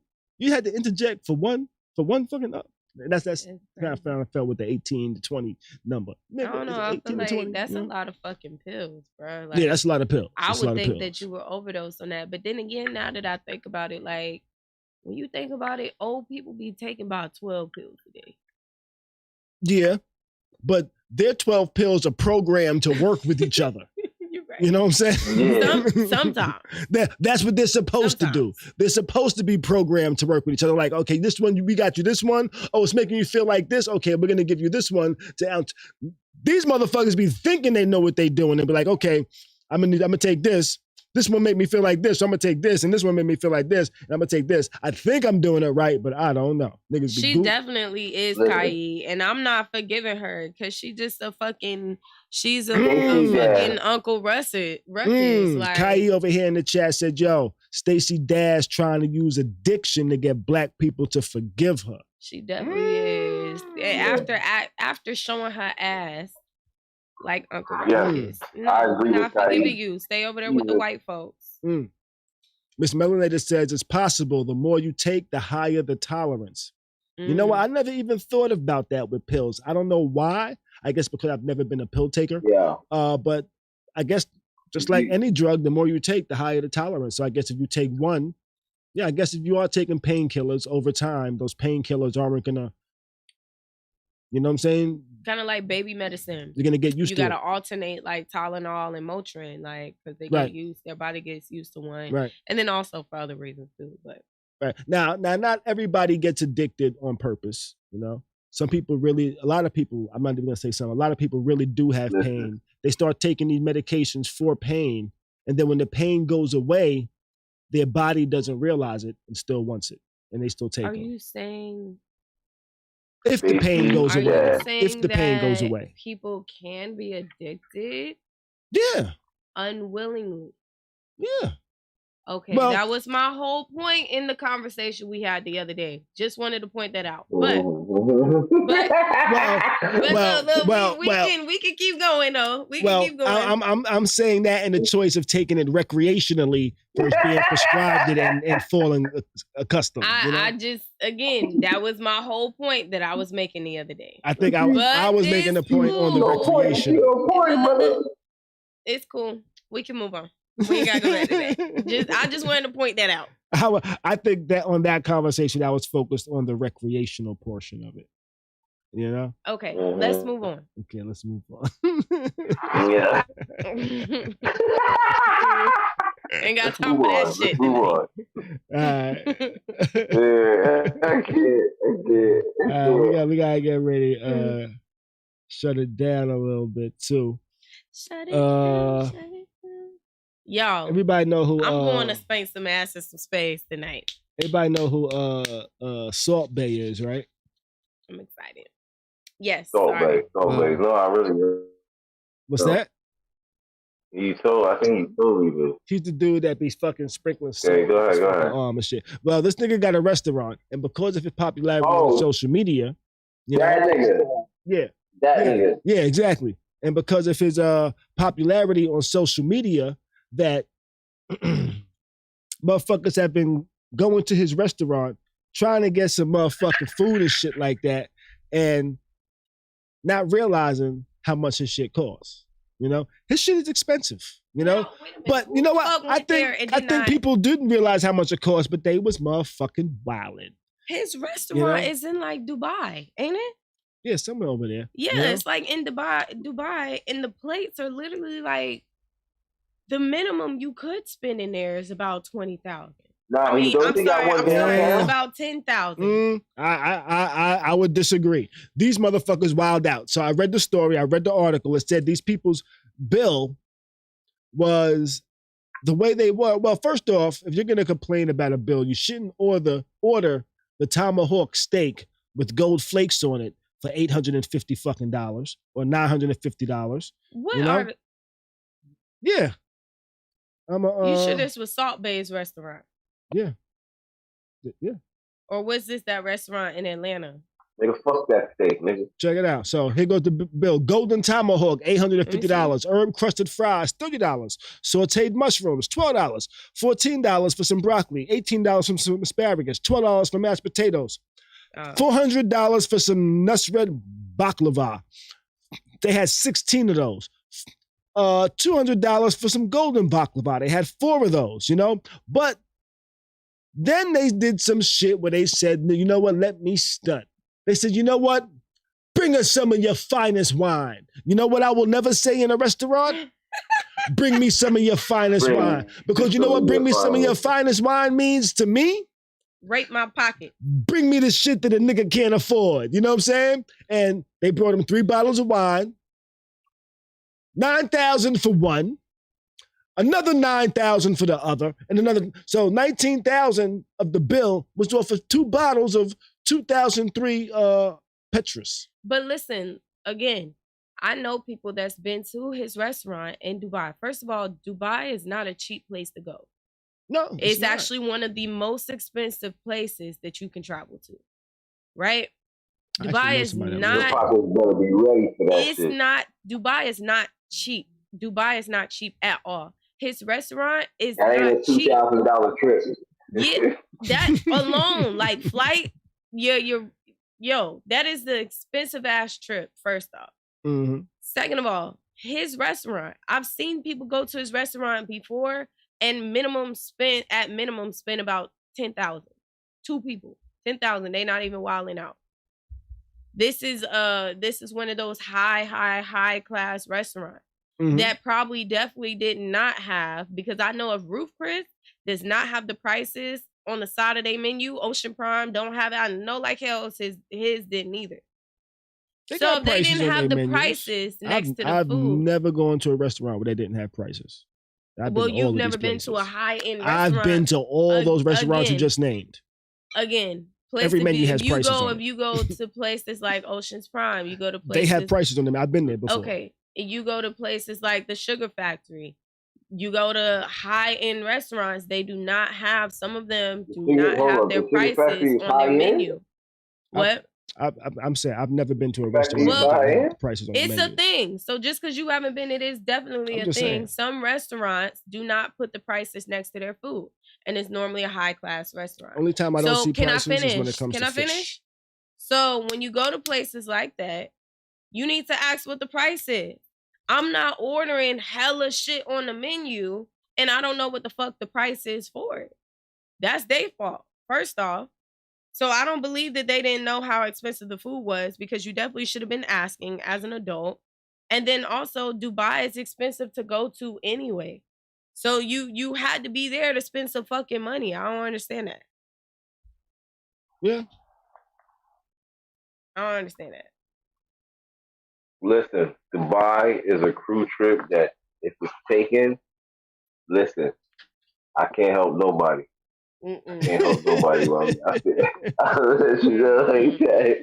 If you ain't got the means of being in Dubai, we can't do it, yo. Hey, yo, listen, everybody gotta be right. Gotta be right. You know what I'm saying? Yeah. Dog. I would have definitely asked how much are these mashed potatoes. As soon as I go to a restaurant and there's no prices on the menu, I swear to God, how much is this? How much is that? Because you're not going to have me just ordering a steak because it sounds good and I'm caught up in a moment. I don't want to be cheap, so I'm not going to ask the question. Guess what? I'm asking. I ask questions even when I don't want to be cheap. How much is that? I'll tell you what, I've never seen a menu without no motherfucking prices on it. And the only time I've seen that was when there's been like seafood or like fish, and it's like, and they say it's the market price, which varies by the day and things like that, you know? But other than that, I've always seen prices. But if I see something like that, I'm like, okay, what's the market price today for this motherfucking swordfish, whatever the hell y'all trying to sell over here is, you know? It's a lot of restaurants like that. And that's how they get you. The fact that they don't have prices next to the menu. And it's just, I just don't even understand how you can go to an expensive ass place like Dubai, and then also like, I'm sure that's not the most expensive shit that they've seen, that they saw while they were there. Like, to even be surprised. I'm not sure how you went to a restaurant and just ordered hella food. It almost to me sounds like that they just wanted to order that food and eat it, and then I can't pay for it because y'all didn't tell us the price. It's almost like they did that shit on purpose. Mm-hmm. Yeah, I think they was just trying to stunt, not realizing stunting ain't the same over there. They might have had some different mind state. You know how some people go to different countries and think, oh, everybody's money is less than the U.S., but a lot of times American rich. Right. They think they're American, I'm American rich. I ain't Dubai rich. Right. No, Dubai is a whole different beast, dog. Speaking about rich, there's about to be a new drop with a very expensive brand. With Dubai, the lowest costing car on the street is 100,000.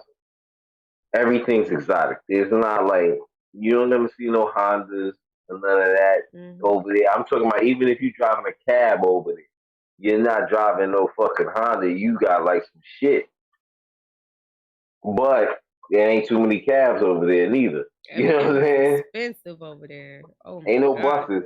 Ain't no buses. Might be a couple of monorails, but there ain't no buses. Any of y'all fucking with a Balenciaga Simpsons collabo?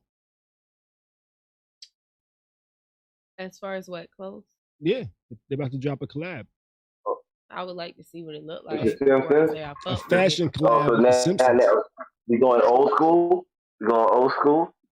Like Iceberg and all that shit? I mean, why not? Sweetie is pairing with McDonald's. Meg is with Popeyes. Why Balenciaga can't be with the Simpsons? Iceberg had a, with the Simpsons, am I correct?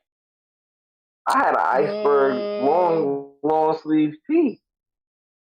You know what? I'm not sure. You talking about Iceberg like from Tampa? Nah, Iceberg the brand. I mean, from Miami? Nah, Iceberg the brand. No, Iceberg the brand. Iceberg history.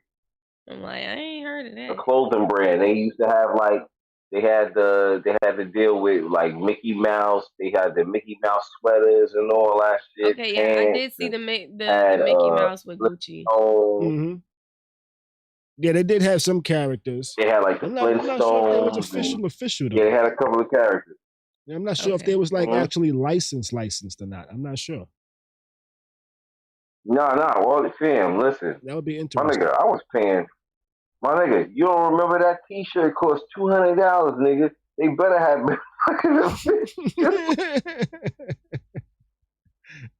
Yeah, I'm not sure I'm gonna fuck with it. I'll be interested to see what it looks like, but I'm not spending Balenciaga money.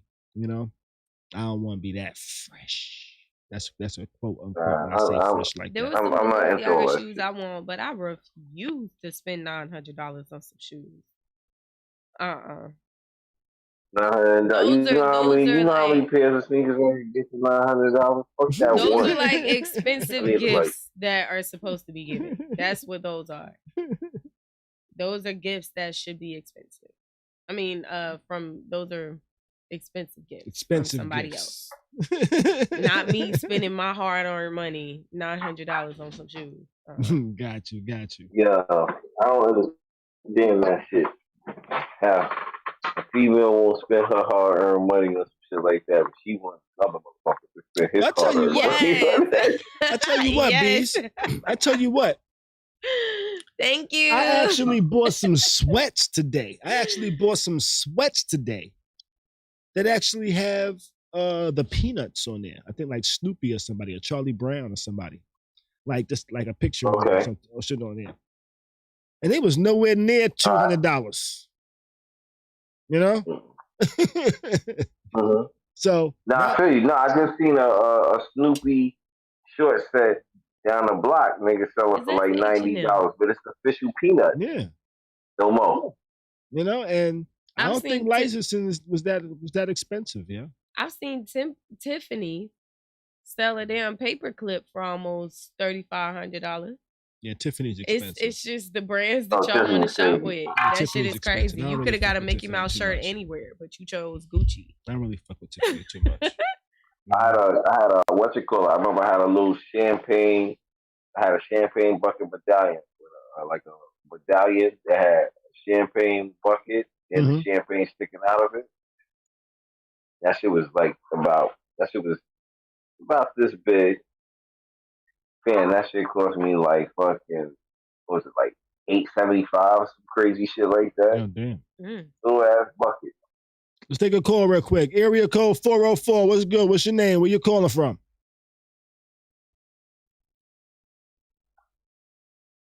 Area code 404. Hello. Yo, what's going on? What's your name? Where you calling from? You there?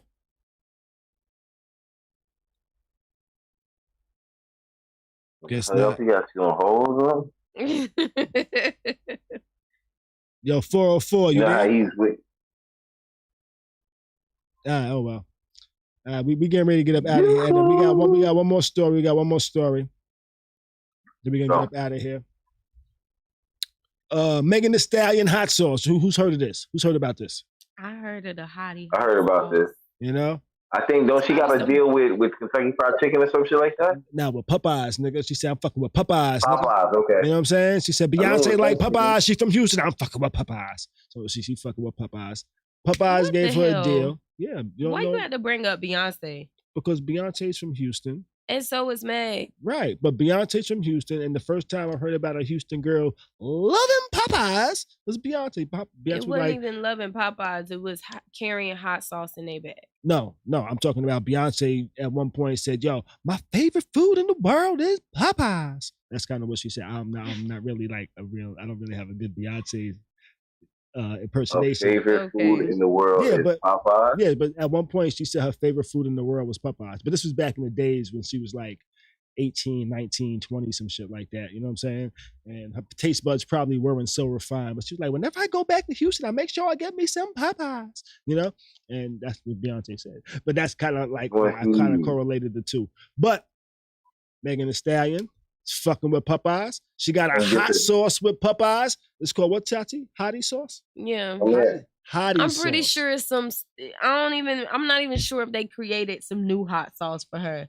They probably did with fucking, I'm not going to say that. They got Stallion sauce? They gave a regular ass hot sauce and just add a little bit of pepper to it and put it in new packaging. You know how Sweetie got the meal, right? They act like they created something new. It was just like a fucking Big Mac with some nuggets and fries and you're supposed to build that shit yourself. So they like, with some sweet and sour sauce. So they go like, here goes the hottie sauce. You mix mild and hot. I feel like they probably took some sweet and sour sauce and called it hottie sauce, and that's Meg shit, because, you know. You mixed the two? I don't know. That's how I feel. Is this gonna get you to go to Popeyes now just to try the hottie sauce? Hell no, because I'm sick of Popeyes. Why my chicken always tasting weird? Why my rice and beans was watery last time? Yeah, I don't like that. Yo.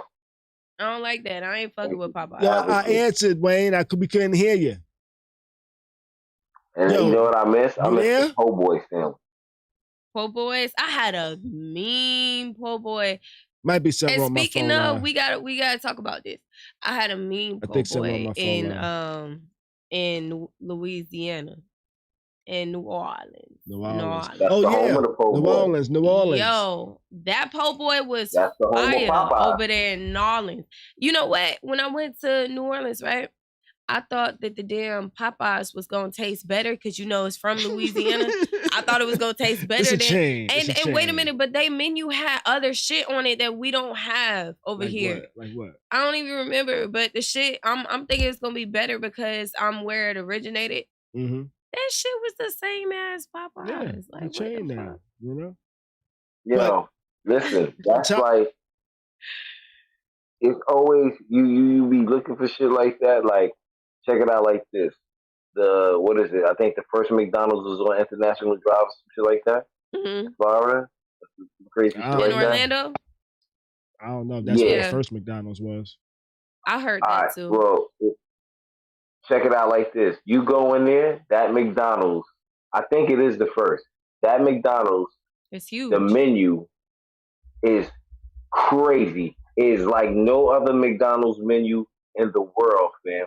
But what it is they have stuff from all over, from McDonald's all over the world. Yeah. Fam, do you know that in some McDonald's, I don't know what country, but they serve shrimp parmesan? I think that's in And China this or some McDonald's, shit. Well, I think and this I think it's McDonald's, in it's China. like number. You go in there like, let me get a 62. That's just like Chick-fil-A, but I've been to that McDonald's. I've been to that McDonald's on International Drive in Orlando, and it's huge. It has like, you remember back in the day, some McDonald's had the playground.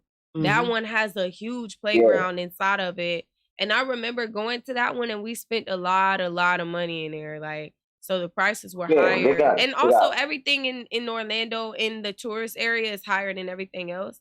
But I don't. They got every McDonald's toy in it. Every McDonald's toy that ever came in a Happy Meal. Yeah, that McDonald's is huge. I've been in that one.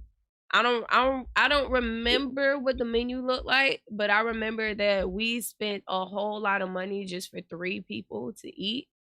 And we thought that it was just because, you know, when we go to Orlando, it's a big tourist area, especially International Drive. So everything over there is hella expensive. So I'm like, you know, we just thinking that it was just because it was the area, not because it was the, you know, they got hella shit on the menu that they don't normally have. That is the only place you can get a McDLT. Yo, you know, the Chick-fil-A's in Georgia have shit like they got waffles and shit on their menu. Like, they got other stuff that these Chick-fil-A's don't have. Never knew that. Do y'all have Chick-fil-A in New York? In New York, there's like 1 or 2. Yeah, we do. A couple. So McDonald's is actually founded in California, by the way. I think the one in Orlando is the way it is because it's on International Drive, and Orlando is a destination for a lot of tourists from all over the world. Was that the first one in Florida? I can see that. It possibly. It could have been that it was the first Maybe one. that's what it is. And the place maybe that's what it is. And the place McDonald's calls store number 1 is actually the 9th. Yeah, it could be that it's the first McDonald's in Florida or something like that. But I've been there. I want to go to the one that still got the 10-cent sign and all that shit. It is the world's largest. They got some that haven't been renovated. I ain't fucking with McDonald's. There's a couple. I mean, I just want to go to see the store. I ain't about that. Like Dairy Queen in Jersey, yo, they got the old school shit. They got the farmhouse shit, yo. Oh, they still got. Yo, I used to love Dairy Queen, but the Dairy Queen over here is real dirty now. Like, and the food don't taste shit. The grill and chill. I don't like that grill and chill shit. I need to go to the red shit with the say Dairy Queen and what you call. I don't like DQ. DQ is horrible. And the Baskin Robbins. Like Dairy Queen. Baskin Robbins. It was Baskin Robbins and some. I remember what was it? We used to always go to Baskin Robbins. They all upset my stomach. In Tallahassee, and then they closed that one. But now they got like a Baskin Robbins attached to a Dunkin' Donut, some like over here in Tampa. They all like that. They all like that now. It ain't no independent like Baskin Robbins. But I believe that Dunkin' Donuts bought the right to Baskin Robbins. And that's what it is, and that's why you see them all as a joint business. I mean, which is actually smart if you think about it. You're only paying rent for one place. Yeah. You know what I'm saying? Yeah. Even though you operate in 2 businesses, you know what I'm saying? Because you basically pay from the same counter. Still the same company, so it's still just one business, in my opinion. Yeah. They all Nah, by the but you same know, some motherfucker. people would say, "Oh, yo." I'm saying one company You bought both the some people would be motherfuckers. like, "That's two You know what I'm saying? businesses." Then. You know what I'm saying? That's two businesses. You know? Bruh.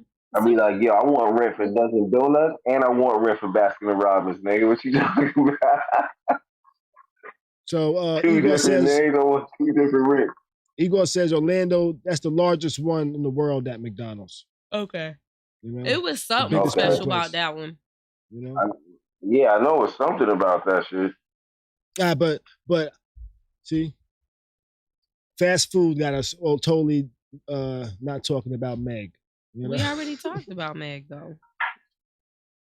Meg got her flowers. So Popeyes actually She got donated to her. her.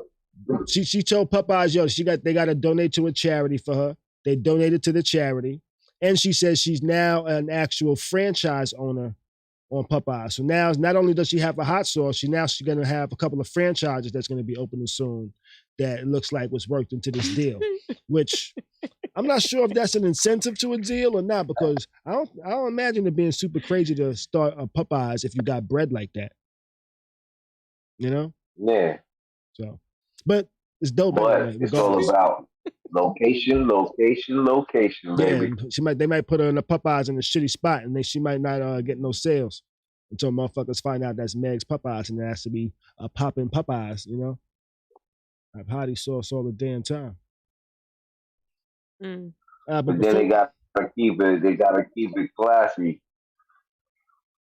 And then you know if they go in there and it's looking all hood. Yo, you remember when Flavor Flav opened up the restaurant and shit like that? It was like, yeah, that shit went down quick. It's like, oh, you go in there, it looks all crazy, looks all fucked up in there. It was called shit. Flav's. You know, Flavor Flav was packing that bitch up in. Yeah, he's packing that shit up in the U-Haul. We had one in Tampa. My dad used to take me there all the damn time. My dad used to sit up there for lunch and shit. And then he would take me sometime just to pick up food. And it did look shady as fuck. Like it was like some little Western rundown ass shack. But the food was good though. Yeah. The food was good. Yeah, yo, the nigga, he had like, I think he had like 12 spots and shit like that. Yeah. I remember that place. Like they used all to have over, it but I over here. remember, It was like off of 40th. Where the fuck Flav live? Because he don't live in like, Flav don't live in no regular shit. Like, he don't live in no poppin' city and that like that. He's out in like... He in the country somewhere. Like in Arizona or some shit. Yeah, some crazy shit like that. You know? What? And then, yo, that's crazy, right? He would be in Arizona. And they made a song about by the time I get to Arizona. Yeah, which was because Arizona at the time, I think they might still not celebrate Martin Luther King's birthday. You know, they was one of the first states that didn't celebrate Martin Luther King's birthday. And I think that was one of the inspirations. I think Alabama just started. You know what's so crazy? I think Alabama just started like 2-3 years ago. It's still kind of wild. Because niggas is like, yeah, you're not gonna celebrate the nigga shit and he's from here? Like, but listen, I keep trying to tell you, yo, there's racist motherfuckers out there. And, yo, it's different by the states. People don't even understand. You got different calibers of that shit. Mm-hmm. It's a fact. It's a fact. But shit, let's get ready to get up out of here. Said it was gonna be an early show this evening and shit like that. You know? Oh shit, y'all just disappeared and shit. Oh, get up out of here and shit. What's that? My shit died. Bro, What's my that? friend keep overloading my texts with memes. One of them say, I gotta start eating soup round niggas. A motherfucker can't ask for a piece of soup. Some of y'all was like that in high school, begging for everything. Yeah, I ain't never begged for shit. I never begged for You shit. ain't never had them people that was like, can I have some chips? You got $1. Face, can I have some of your applesauce? Can I have a piece of your lollipop? God damn, nigga, how you asking me for applesauce, nigga? This shit stupid, nigga. Let me get some of your yogurt. It'd be shit that's not shareable that niggas would ask for. Not non-shareable items that they would ask for. It'd be like, damn, niggas, you hungry? Like, I had a homeboy that said to me one time, he was like, yo, fam, what you got to eat? You know, I was like, yeah, I got some boneless ribs. He like, yo, but fam, I don't eat pork. I was like, all right, but I do, nigga. Right, okay. Right? It's like, oh, you order some shit that I don't eat, nigga, so I can't even ask you for nothing. Exactly, nigga. Nigga, why you shouldn't be asking me I'm ordering for you. The fact that nigga even thought about that shit is an issue. Yo, let's take this motherfucking shot, yo.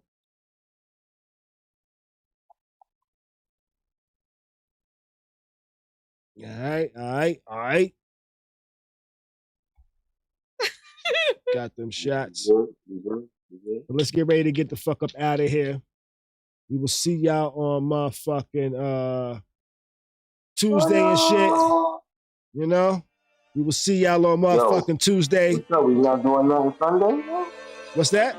Yeah, I think we might. Yeah, I guess we will see something on Sunday, but for the regular day, you know? For the regular day, it'll be motherfucking that shit.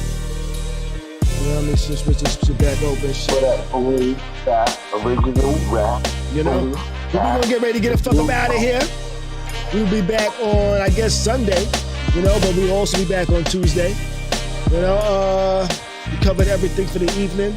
May the rest of your week be great. We might be back tomorrow night, actually, too, as well. So we might be back tomorrow and Sunday. Oh, shit, tomorrow, Sunday, Tuesday. We'll see. If we do, you'll get the motherfucking notification and shit like that. But let's get ready to get the fuck up out of here. May the rest of your week be great. Do your best to stay sucker-free. Keep a motherfucking smile on your face, baby. Peace out this biatch. Thanks for watching the Notice live stream. That's something like a podcast, something like a newscast, and sometimes like a showcase. I'm in the place to be, you know? I got my nigga P in the place. My nigga Vince, he over here standing in his B-boy stance. You know? Yeah. We got motherfuckers out here doing the wop. Other people doing the prep. Yo, do your two-step, man. Yo, you can catch me up in the club, but with a shorty getting love. Sipping them licks, rolling trips, nigga what? The flow be deadly, ice like Sinatra. BC from the Bronx, steady munching on pasta. Reminisce, back day, round way. Remember my older brother was back in brown trays, wearing Lees, Wranglers with the holes in the knees. Striped shirt, summertime, cutting off the sleeves. I think back to words like fresh and whack. Before that time, you know what? I forgot to tell y'all in the chat, yo. I didn't forget about the motherfucking I didn't forget about the motherfucking raffle.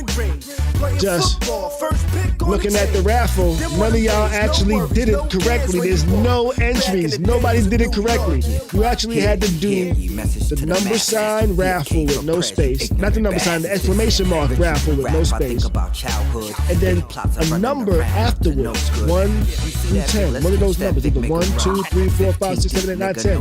That number would have determined how many tickets you bought for the raffle, depending on how many points you had in the chat, you know? So, for example, they would have had to put exclamation point raffle 7. Right. No spaces.